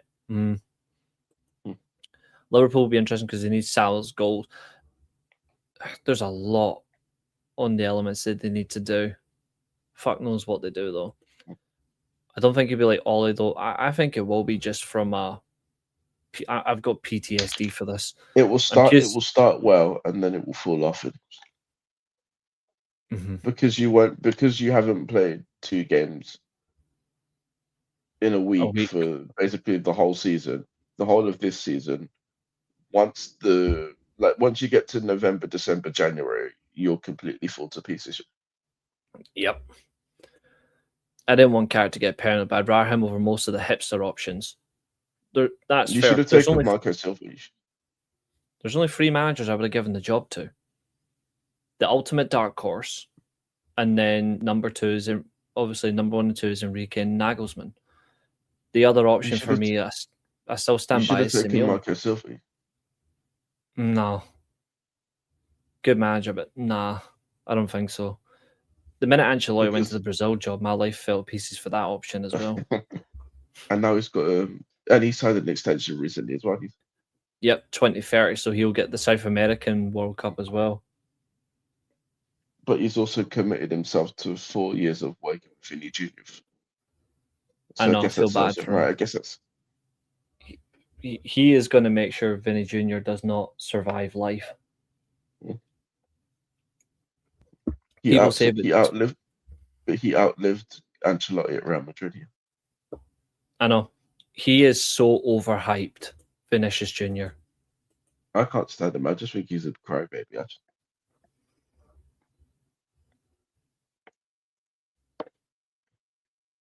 I genuinely think the only reason he's got so much success at Real Madrid is because Rodrigo is a more selfless player and a better player than Vinny Jr. will ever be.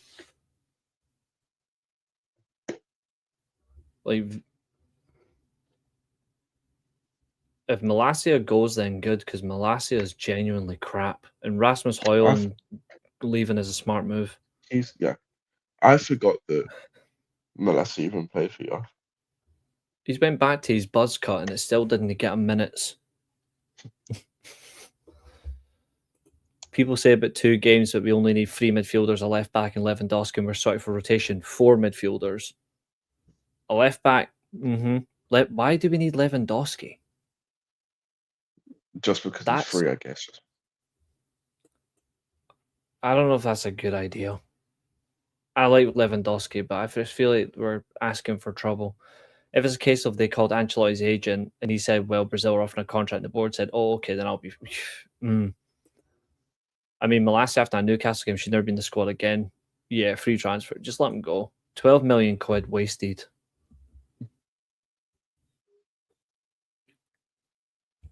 You know who actually I wouldn't mind signing from left back perspective? Ruggieri from Atletico Madrid. I wouldn't mind him, to be honest, as well. I think he's a really good player. Because we're not going to get, like... There's only 3 fullback, like, in terms of left backs, excluding, obviously, the craziness of, like, a Nuno Mendes. See what I mean? Like, left backs that I would look at, it would be bring back the one that we should never have sold, and that's Alvaro Fernandez, which pissed me off. That's when I wanted Ten Hag's head in a spike. Bart Sagi or Ruggieri. They're the only left backs in the world I would sign. That are genuine left backs. You would have to do a massive wage decrease on him. But he is now eligible to now come back. United would do that because they love cost cutting. He does get paid 20 million net a year, but he is now eligible to now take that. He's now eligible to do that tax exit to come out of Saudi. You have to wait X amount of days to do it, and he's now past that period. He's now done it, so he could technically do it. Be great, but I don't know. He's all over the place. He's been playing left back, centre back, left wing, and left midfield all season for that Saudi team. I checked the stats. I don't watch the games. Well, Al-Hilal, they're going to win the league as well, though. Yeah. And then Ronaldo will cry again. Ronaldo is generally the biggest flop in that league. He scores goals, but he's never won a single trophy in that league. Yeah. He's Whereas lost Sadio 4 Mane, key Mane trophies. walked in a year after him and he's already won more.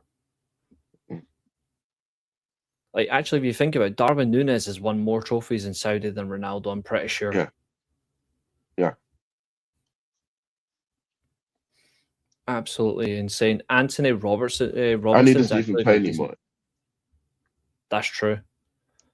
But it's funny, if Al Hilal win their league, he still technically would have won that as well. He got presented with the shirt and a frame. Think that says it all. Yeah. I'm still hoping Ronaldo went to Saudi to earn shitloads of money to buy United. Ronaldo still can't afford the club. Even the amount of money he's on a year, he couldn't afford Man United. Genuinely. Unless he had like an investor with him, then that's the only way it would work. And even then, the Glazers still wouldn't sell. Exactly.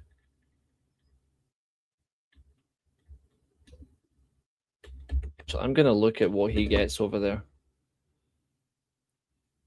Surely it's like $1 million a week or something like that. So his entire contract is 200 million euros per year. A total contract value approximately 240 million euros for 2025-2027. A 30 million euro signing bonus and performance-related bonus, such as 8 million euros for winning the AFC Champions League, which is never going to happen. No. And 10 million euros if Al Nassr wins the Saudi Pro League, which hasn't happened. No. Ronaldo's earnings include a 15% stake in Al Nassr and various sports sponsorship deals. But to be fair, though, that league is fucked because some of the clubs have actually been sold. Yeah. Yeah. He earns currently £488,000 a day, 3.42 million a week, 20,357 an hour, £339 a minute, £565 per second. That's his current contract. That might be the worst investment in football history. It's up there. It's definitely up there. But Ronaldo is definitely... Beckham was not the first footballer to be worth $1 billion, actually. I'm pretty sure the first player to be worth $1 billion was Matteo Flamini. Because he actually is worth more than that because he's got a chemical company.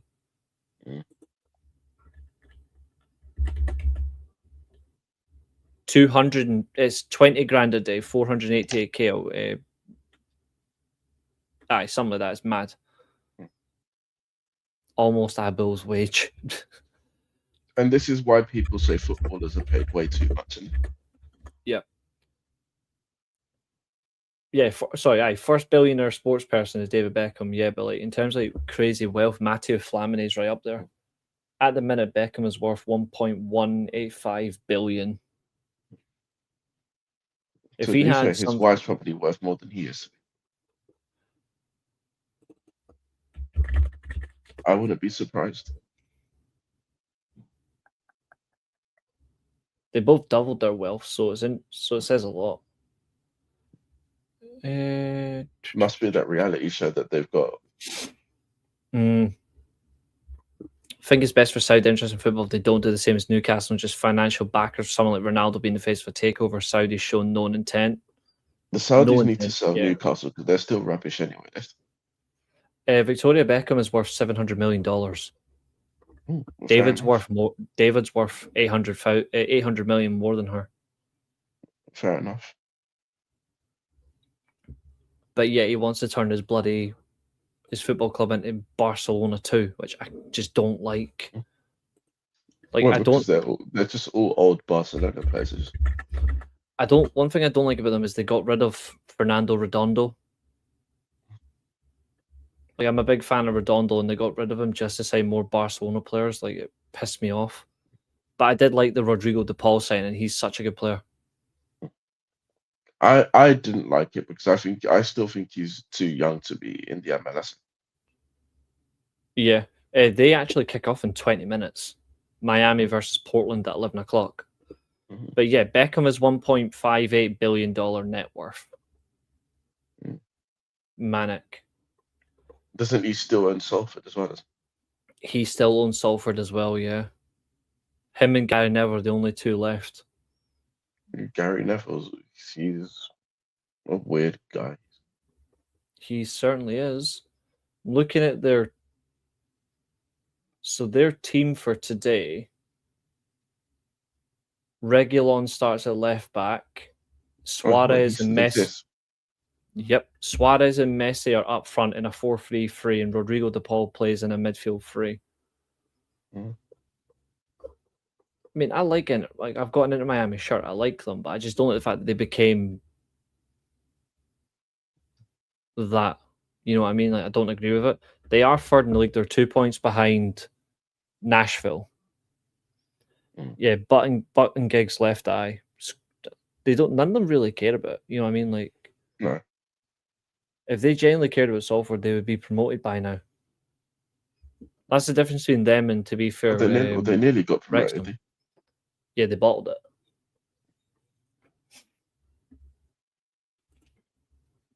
They do have a new stadium at least in Miami. 26,700 capacity stadium, to be fair. And that only opened. That new stadium only opened a month ago, but it's beautiful. Yeah. Have you seen it? Yeah. It's so nice, eh? Mm-hmm. I just like the name of it. The new stadium. Yeah. Like new metal, and I think it's awesome. Like the new camp. Mm. But there was a construction for years, though, to be fair. That was 8 years of construction. And they've finally got their own stadium.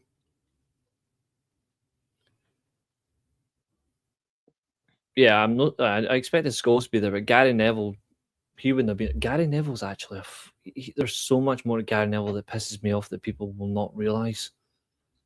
Like, he's a complete bloody phony. I just think he's a horrible person. Oh, he is. His brother might have been a clown in 99 when he got sent off in an FA Cup semi-final, but Gary's a big fucking dickhead. Like, I will never, ever respect Gary Neville. He's like the most unintelligent person ever, but he'll say anything to make himself look smart. Mm-hmm. I would rather listen to Jamie Carragher than him, even though Carragher spits on people. He's not very smart either. No, he's not. His opinion changes with the wind. His opinion changes like his knickers. Phil Neville did get sent off in the semi-final, mate. The penalty that Bergkamp missed. Remember, Phil Neville got a straight red.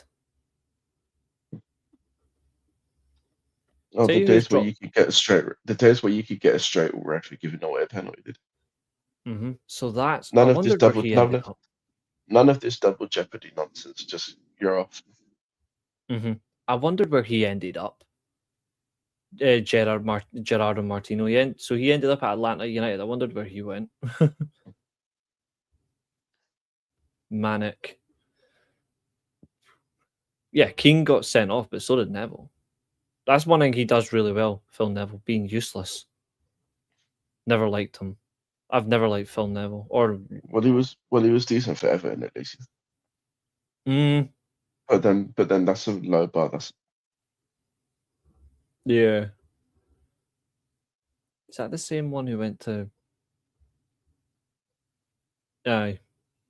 That Gerardo Martino was like Inter Miami manager. He does well, then they bin him for fucking Donkey Boy.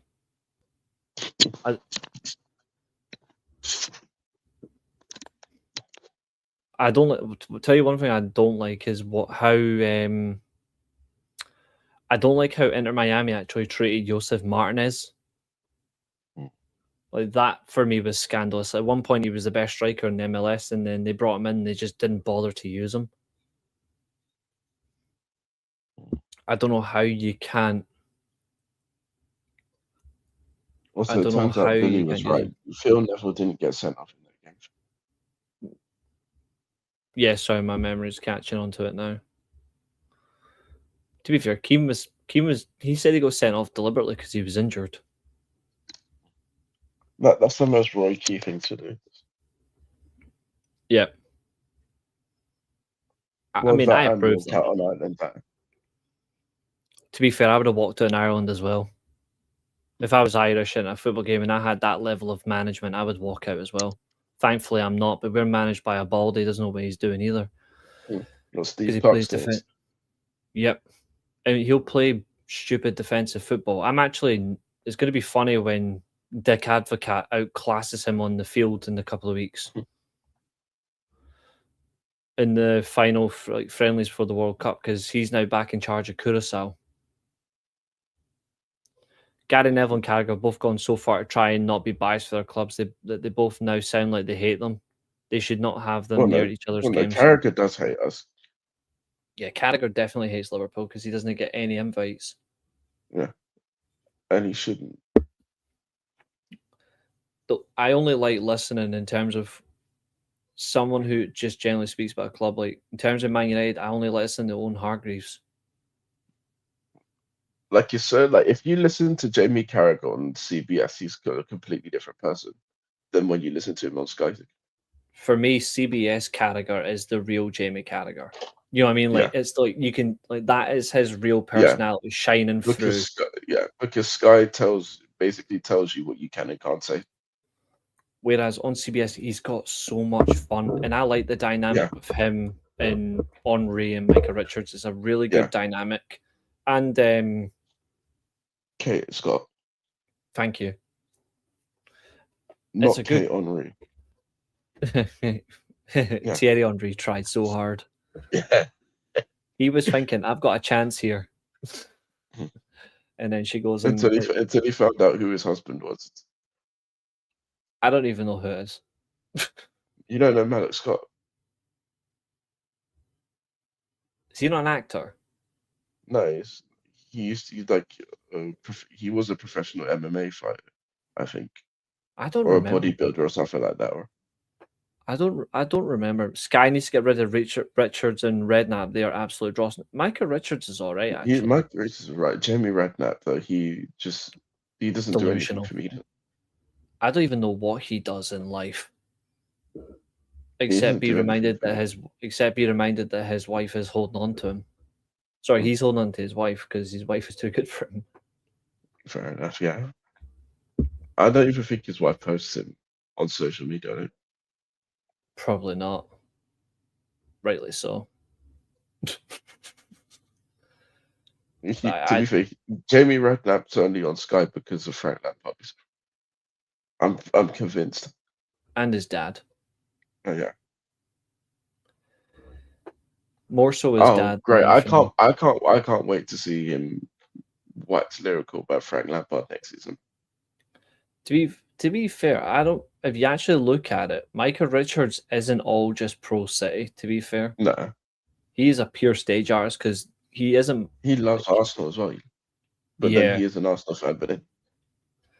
I like what he says, like when it's on, like, when it's for Sky, it's Man City. When it's not for Sky, it's Man City. He got asked that question. He's like, depends on the context. He said that on what's that Sky show they do? It's not Saturday Socials, is it? No, it's the one where there are two different captains. They've got hosted by the guy with big glasses. Also, a guy who works for Sky. But they were on the show with that boxer that supports Everton. Tony Belliot. Yeah. They were on a show with him and he asked them who he supports, and then Jamie Redknapp says Liverpool, and he says, you can't be a Liverpool fan, you're not from the area. And he just took the piss out of him, right, for that. But then he said, I also like Bournemouth too, and he's like, oh, you're one of those, aren't you? You can't support two teams. And he's just diving into them, and then the humor of it at the end is when he says to Micah, what team do you support? And Micah says it depends on the context. He says, what does that mean? And he's like, when it's on TV, it's Man City. When it's off that, it's Arsenal. And he's like, but then they turn around to Tony and goes, Tony, why are you an Everton fan? Like, why did you choose Everton? He's like, I never chose Everton. Everton chose me. And then he says like about his kids, like, that level of disappointment is character building. He's like, we're on the rise. Although, to be fair, that Are was a they couple of though? years ago, so... No, they're not.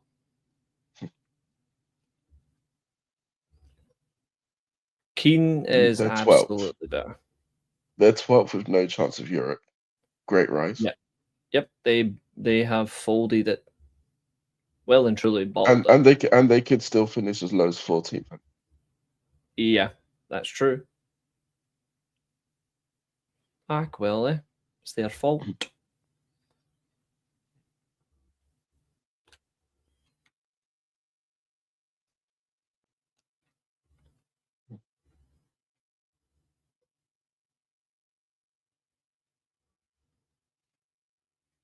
Yep, Micah Richards was born in Leeds.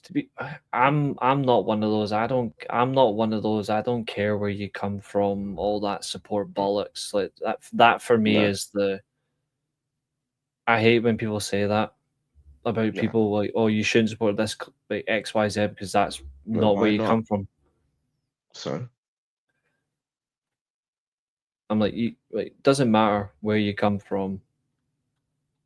Like, as long as you actually, if you genuinely care about the football club, then that's all that matters.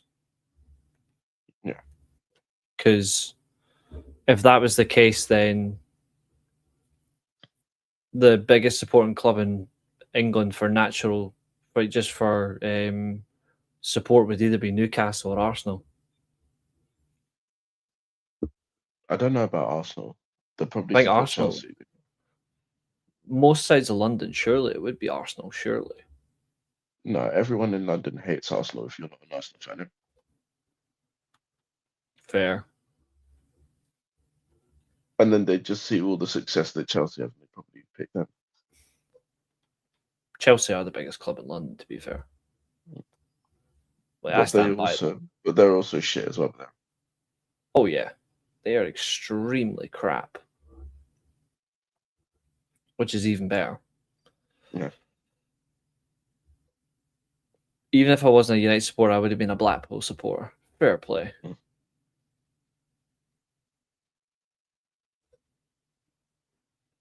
Oh, I know, Billy. That's what I'm saying. Like that's exactly what I'm saying. Like, you've basically just echoed my point. Like there are genuinely probably more United fans in London than in Manchester. Yeah, because it's City fans. Yeah. Josiah's based in London. Josiah lives in London. Yeah. You know what I mean? Like that, but he's a Liverpool fan. It doesn't matter where you come from. There's fucking, in terms of like where I live, town wise, there's not many people that support the local team. They support Rangers or Celtic, or Hearts. You still see decent crowds at the stadium down the road though, but in terms of that's what it is. But like, even in if you look at like Italy, like the top three supported clubs, Juventus, Juve Inter, and the Milan clubs. But after that, it's Napoli, then it's Roma, then it's Lazio. But there's more Lazio fans in Rome than there is Roma fans. And there's more Juventus fans in Florence than there is Fiorentina fans. Although, to be fair, if you're a Fiorentina fan, I question you. To be fair, they still hate Juventus for Baggio. Didn't they beat Juve today, didn't they? 2-0. Which is funny, which is hilarious. And they had a mad send-off as well. Yep. That title race will literally go, not title race, sorry, that Champions League place will literally go down to the final day where the only way title race, but Napoli decided that they were just going to lose. Mm-hmm. You can put that one in all you want, Trev. You can put that in if you want, but I'm not going to acknowledge a team that cheated to win a league. Because there's more conversations about the Motherwell game coming up now as well. Well, what did they do in that game? About that penalty. There's a lot of stuff that's coming out about that penalty as well, saying that it Was was. it not a penalty? It's not that it wasn't a penalty. It's the fact that there's more. There's Motherwell players that are being questioned over it. Oh, what they cheat? They fixed it basically. They think that. It's interesting. Stockport fans hate City, but seem to hate United more, even though we've not played them since 1978. It's because of the location. It's just because of the location. It's just manic. Peace up, boys. Take care. Good night. See you later, Arbo. Have a good one, bud. Indeed. The funny thing is, I watched the game, right, and I did the game as a watch along, like on another channel. I do a football podcast with every Saturday, and I stand by what I said. The first half, Celtic were the better team for the first 20. Apparently Dembele got injured, but it's not serious. Okay. I said Celtic were the better team for the first 20, 25 minutes. In terms of the ball, they were much better with possession, whereas Hearts were more about pressure. But they weren't really making anything to do with it, and Celtic didn't make any... They didn't take any chances. Then Hearts scored. Then conveniently, a couple minutes later, Celtic are up the other side of the field. 3 minutes later, the lead only lasted 3 minutes. Tierney makes a cross, and Ketsaridis is sliding into a deflection, but his hand's up here. So he's already kneeled on the ground. His hand's like way up above his head, and then boom, handball, penalty awarded. And then after that second half, Hearts didn't really do anything. They didn't make any chances to score, and even if they made chances they did have, they were really wasteful. Celtic did very little.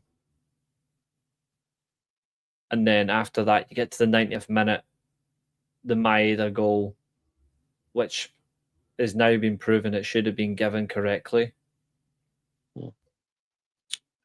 But the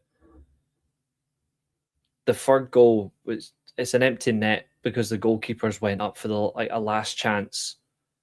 But after that ball went in the back of the net, there was not a full-time whistle. The fans invaded the pitch. The game should have been abandoned, technically, because of their fans. I'm being honest, Trevor, that's the difference. Like, they invaded the pitch for the full-time whistle. Technically, the SFA should void the league. They should give the championship to Hearts. You know, I feel like that they need to consider, when they do the split for the title games, they need to consider hosting the games at neutral venues. Yeah. Celtic had 4 games out of 5 at home for the split. Hearts had 3 away games, 2 home games. And Rangers had 4 away games, 1 home game, lost 4 in a row, then won the last game conveniently when they did nothing. Trev, I'm not reaching. I'm simply stating facts. I'm simply stating facts.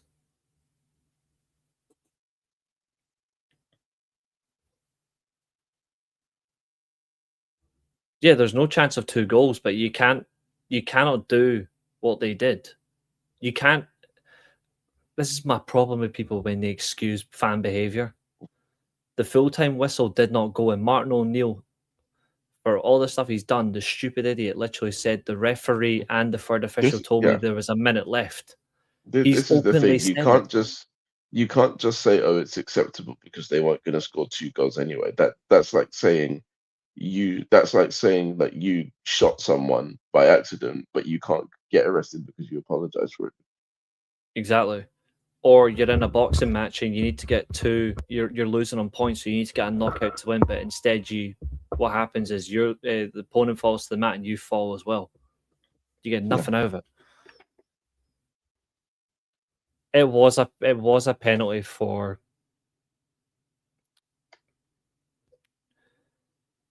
It definitely wasn't. Got a penalty today? No, but it should never have been an Embuemo goal.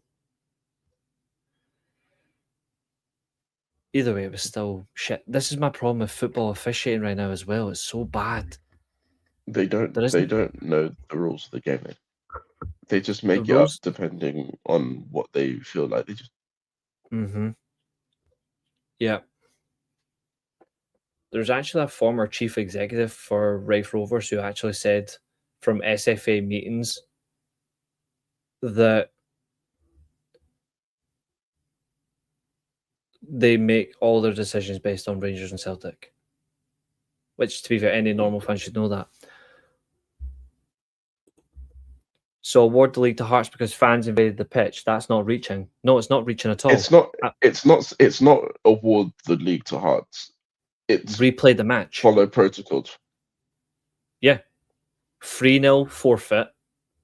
No, that's the protocol. If it's the case that Hearts win the title because of that, then that's just a byproduct of them following the rule system. Yeah, it's not. And if you wanted saying we're giving the title to Hearts, it doesn't matter. For God's sake, the midweek penalty. Yeah, that was not a penalty, but we've literally just seen what happened. I showed you the evidence of the Slavia Prague, Sparta Prague fucking derby of what happened when their fans invaded the game before the final whistle. It doesn't matter. They still invaded the pitch before the final whistle and they attacked Hearts players. What more can you say? To be fair, they should get a points deduction for that alone. Forget the fact that they invaded the pitch, the fact that they put their hands on professional football players. Mm-hmm.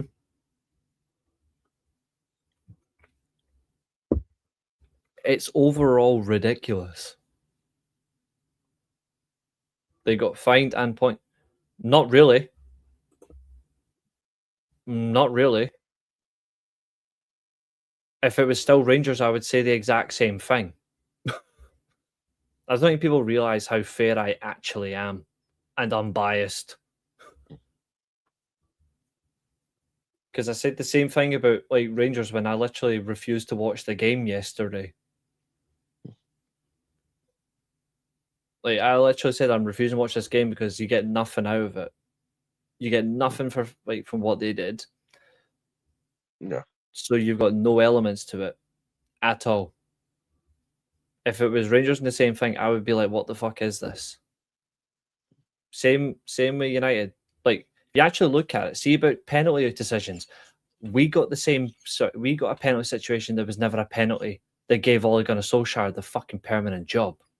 Because that was not a penalty for Kimpembe. Dalot's shot that led to Rashford's goal. That wasn't a penalty. So there's another one.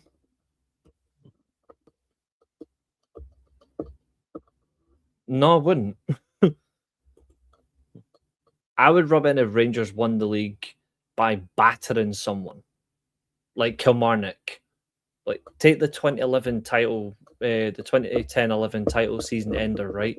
Rangers were 11 points behind Celtic. Walter Smith's final season. They had to win every single game and hope Celtic dropped points. They beat Kilmarnock 7-1, I think, final game of the season. They were like, I think they were like, no, Rangers, what was it, 5 or 7? But Kyle Lafferty scored like 2 goals in like the first 5 minutes and Rangers were already on the way to win the league. Celtic bottled it final day of the season. Just like they did in 2005. That's me rubbing it in someone's face.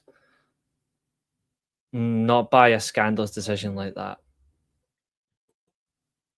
I don't agree with it at all. I never will. It's why I hate Liverpool fans for not having the balls to say Gerrard was offside in 2005.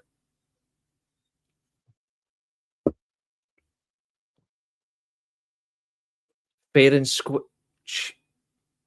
They were actually lucky they were in it in the very end to begin with. Like, they were lucky being it anyway. Like, right at the very end. But to get... This is why I'm, like, annoyed. Like, I wanted it, like... See if the penalty wasn't given. I think Celtic would have won it on the day anyway by being the better team. I think that motivation they would have went on. And that was something I actually said to somebody I know. I was like, I wanted to see that. I wanted to see who could win the game by being the better team on the day.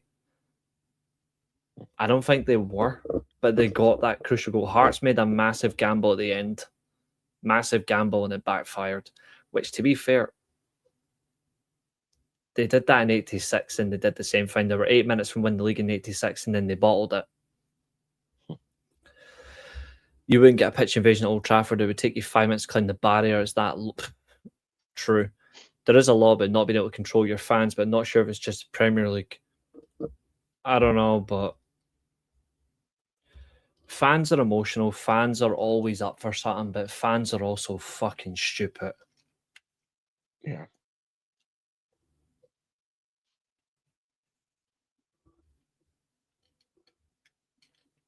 Oh, yeah.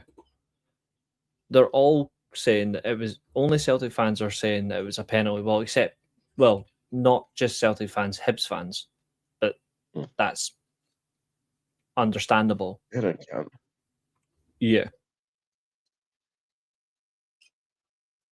It was a really bad decision, though. It should never have been awarded. I don't know how you can give a penalty for that. I really don't. Like, what are you supposed to do in football? You can't, or in life, when you jump, you have to move your hands. What are you supposed to do? Yeah. Like it doesn't make any sense. That's probably the humor of decisions, which this is why this is another thing when it comes back to the Man United game. The offside rule is not consistent. But the handball rule is just as bad.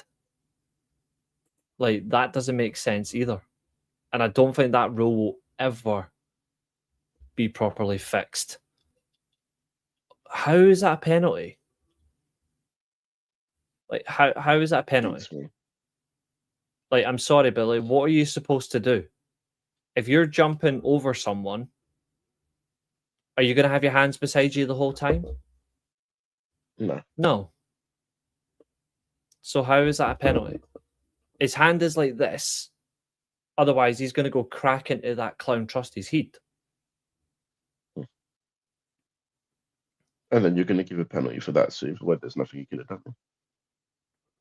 And also, as well, not a single Celtic player protested for a penalty. But yeah, it was, you know what I mean? I find that even weirder. Yeah. If you're not allowed to move your hands for balance, then there's no point in having hands in football. Like, in general, for balance. In like, you may as well just give players handcuffs and handcuff their hands like at their waist when they're running. So when they're running, they can't do anything. Because when he's jumping, he's got his hand here. It's not like it's like that. It's here. Yeah. What are you supposed to do? The Maeda one in the first half should have been given, though. I think Maeda was denied a clear penalty. I don't know why that wasn't given. You know what I mean? Like that's the only thing I can sometimes I reckon the refs give decisions based on ones that they didn't give earlier, in terms of trying to even things out. Yeah, it's probably true.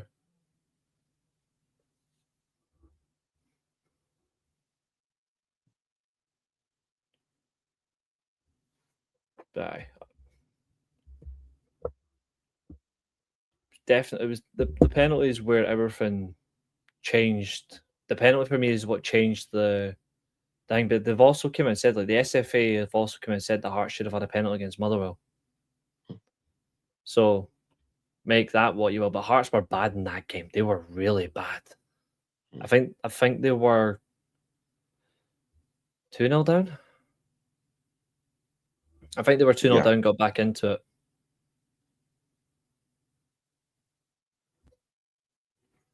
McCoist is very fair.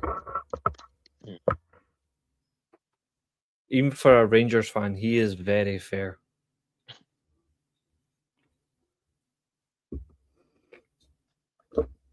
But this is what questions integrity for the game. Like, this is where like the league and all that does. Wait, for any football league, when nobody calls out, nothing gets dealt with.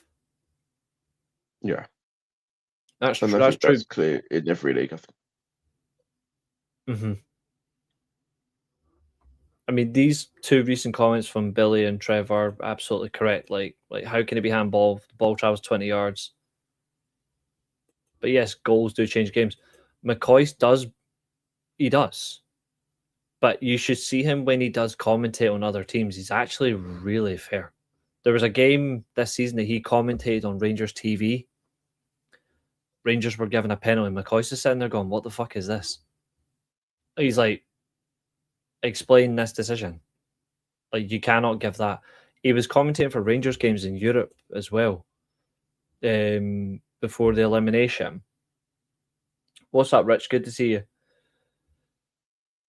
Rangers had a European qualifying game at the start of the season. McCoy was commentator, and Rangers were given a goal, and he's like, "Where's the official for this?" So he's actually more unbiased than you think. Pigmall are useless. Yeah. Because nobody seems to know what they're doing either way. They've always been useless.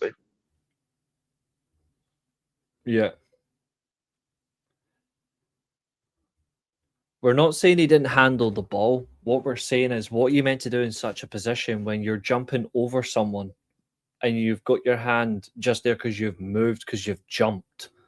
Like if I jump, my arms are going up. Like when I jump, my hands go about here. But you look at if I'm jumping forward, my hand is going there because I do not want to headbutt another player. Yeah. That was it was a handball, Rich. We were talking about the handball from the Celtic Motherwell game that effectively murdered him. But like in Buemo's position, that was a handball. Cunha should not have got the goal. And I don't know why that referee is awarded his overall VAR. I don't know. Although I will say that referee's got balls to do that. If only other referees had the same power to not go with VAR's decisions. Because most of the time VAR get involved is wrong anyway, man. Yeah, I still stand by what I said though when we spoke about earlier on. Like I still stand by that Man United still would have beaten Nottingham Forest today. But it was not there's nothing clear in that to say you can remove the handball. People are like, oh, it's deflected off him and all that. I was like, well, he still went like his under hand. He moves his hand down. Oh, he's not trying to control it. Yeah, he fucking has. And even if he hasn't tried to control it, that's not the law. It can't touch your arm or your hand at all, regardless of whether it's intentional or not.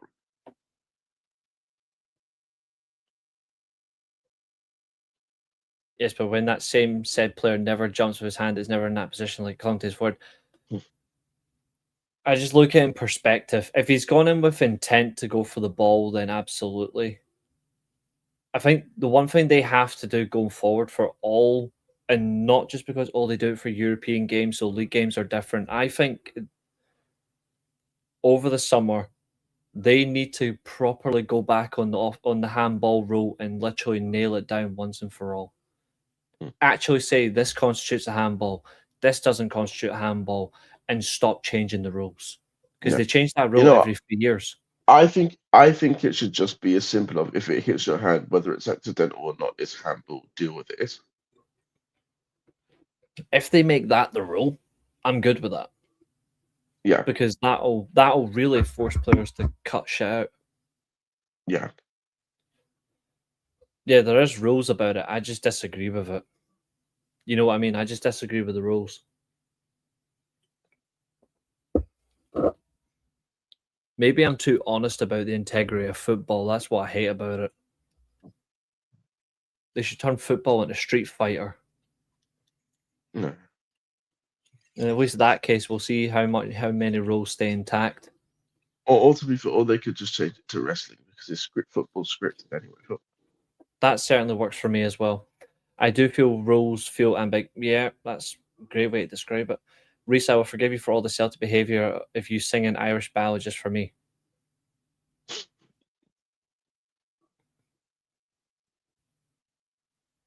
That's funny.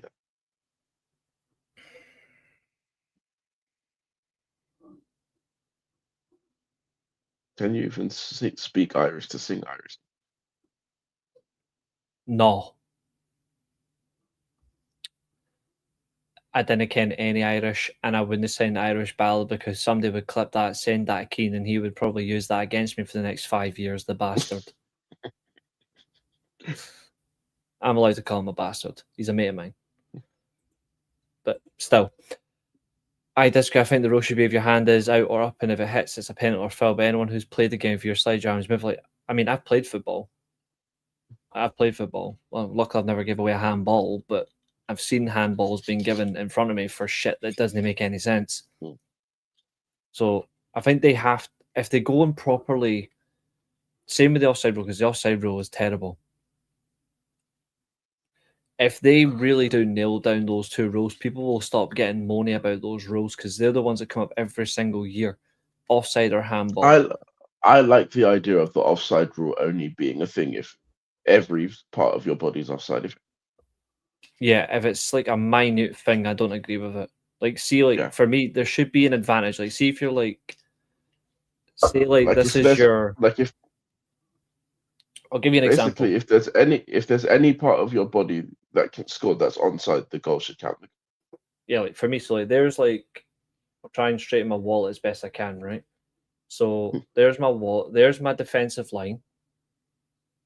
Obviously, there's a bump in there, but just assume it's straight, all right? So yeah, we use this wee bit. So there's the line, and then my head is just nudging a little bit forward, but then I finish it with my foot. Like I'm kneeling forward. It's like if you're in a race and you're just nudging your head forward to try and get an advantage. For me, if you're doing that, but you still finish, it should be a goal. It shouldn't be ruled out. It's one. That's why I don't like about like so many goals have been ruled out because somebody's ball hair has been an inch forward, or somebody's toe is far forward, or it's their knee. I'm like, who cares? Yeah. It should be the whole, like, if they're like 5 yards clear, or even like a full yard, full body, then yeah. Like, what do you expect people not to do? Like, you actually get their bodies prepared. True. That is true, Trev. It's like the offside rule has bent anyone bent from the 5 centimeter rule except verts. Yeah, quite a few people actually.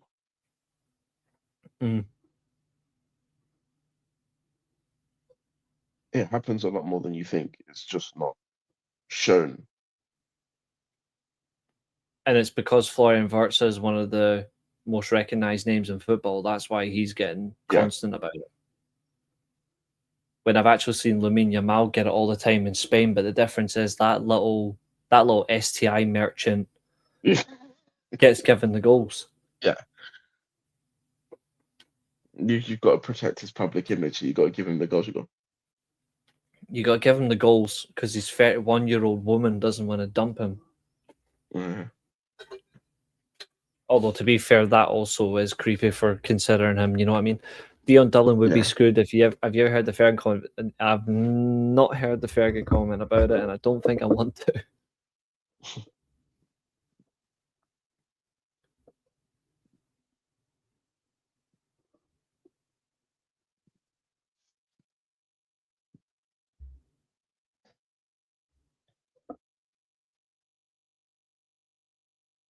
What the fuck? Oh, please tell me that's a joke. All right.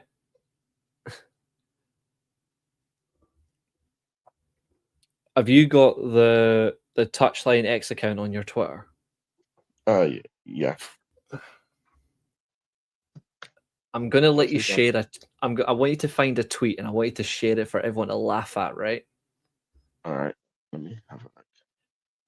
You'll see it because it's got a picture of Alonso in a black polo shirt and black sunglasses. And there's a word in all caps that is going to make you piss yourself.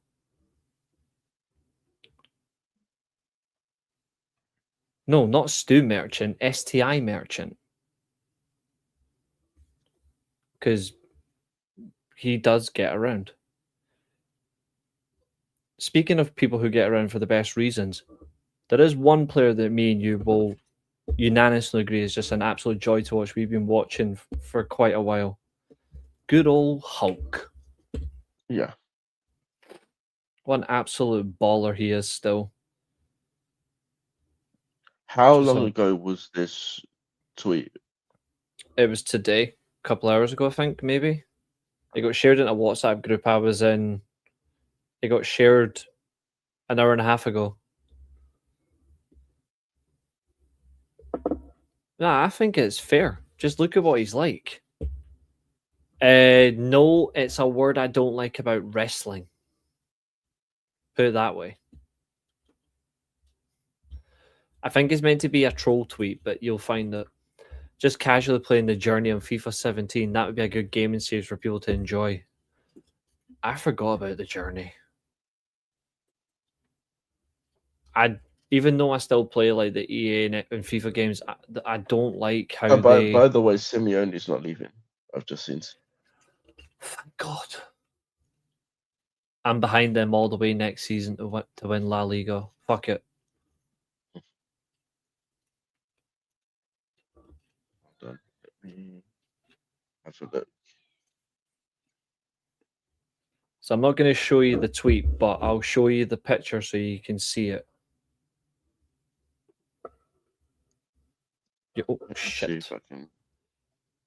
So you're looking for the tweet with this picture. Oh, yeah, I can't find it. I don't know if it's a token, but it basically says... No, I've seen it. Yeah, I've seen it. Please share it. People are going to piss themselves. There's, like I say, there's a particular word in it that just makes me want to puke.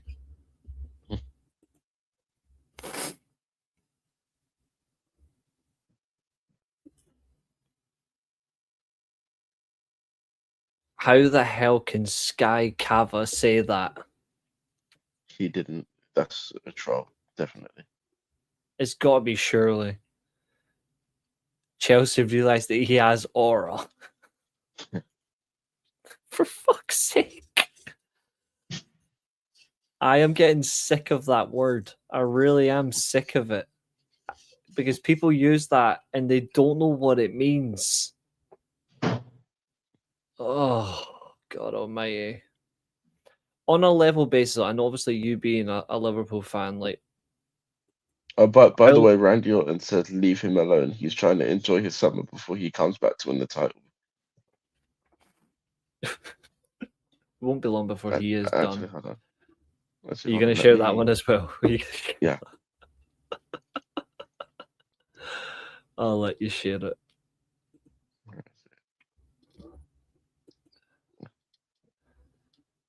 Limo just milking it, guys. Leave me alone. I'm trying to enjoy my summer before I come back and take that number. They've actually deleted the tweet. WrestleUp's deleted the tweet as well.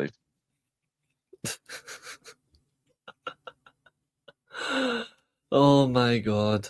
And then there's this. Keep my fucking name out of your mouth. I admit I rate that. But he is dumb. We need more wrestlers calling out these reports. Mm-hmm. Agreed. It's why I quite like watching Jack Perry and Anna Jay's outbursts at Sean Ross Sapnuts. Yeah. Because I like how they keep calling him out every opportunity on her show. She just fucking calls him out. They're all getting called out. Did you see R-Truth call out ringside? No. The only podcast that they don't call out is this one. It's a win-win. Probably because we actually just say it as it is and they don't hate us. Although it won't be long before eventually some wrestlers find out I'm absolutely horrible about them, that I tell the truth, but I tell the truth. It won't be long before they call for my head. And I'll be like, just come on here and talk. We'll be fine. Yeah. Except Dana Brooke. Fuck Dana Brooke.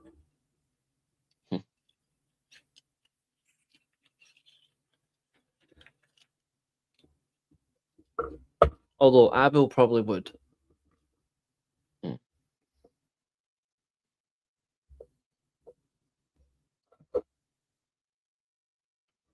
Rafinha double tonight. Okay.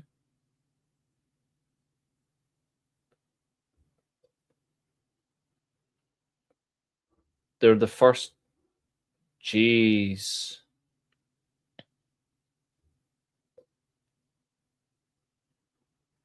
So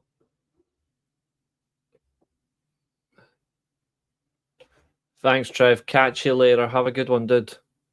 So Barcelona actually, they didn't lose a single home game this season.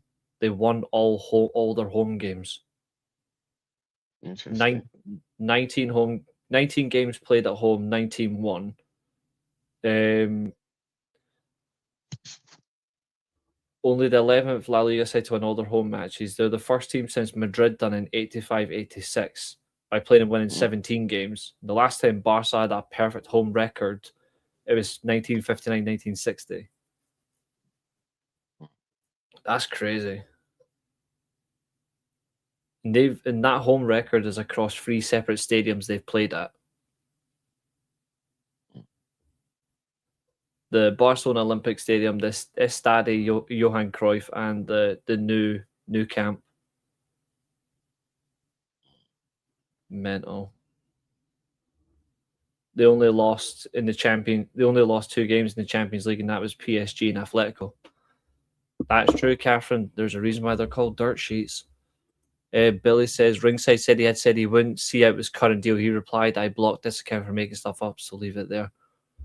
He's also the guy that it's the guy. No, it's not. Is it Ringside or is it Zero News? It's Xerox News. He's the guy who called out the government for something. Like he blamed the government for something, like the little neek, which I just think is absolutely funny.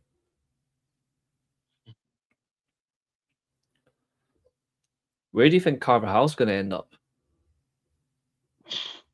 Because he's leaving Madrid end of the season. Retirement, probably. You don't think he goes anywhere else, league-wise? No, I can't see it. To be fair, I do think he should retire as well. Ugh. Right. Well, it has been one hell of a show. It has been. And I've just looked at how long we've been live for.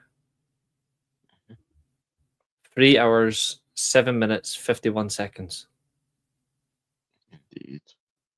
Mental. But we've had great conversations tonight, folks, which we do appreciate. We did our review, then we spoke about other sports. Remember that we do have like other things on this channel that stand out. Lipsticks Lariats is back next Sunday, which will be great. We have the next part of our second series, which will be on throughout the week. Josiah will be back with Dan on Tuesday. Myself, Dan, and Josiah. Membership videos we're going to do, quiz stuff I'm going to get that ready for next month because we're getting ready for the quiz. Member videos, I'm going to deal with all that. Obviously, I've got a thing in the Discord if you do want to do. I do have the members only content section, so jump in there if you do want to see stuff in the members videos. But apart from that, anything from you, sir, as we close out? I've got nothing apart from stay awesome. Yes. I still have to announce it, Billy. I still have to announce it.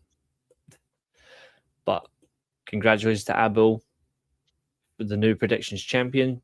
100%ed. He 100%ed the Supercard show, stealing the title from me. Punk. But apart from that, you guys have all been great. Another 100+ view show. So we will see you later on.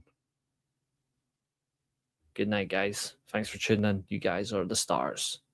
We are the Steelchairs.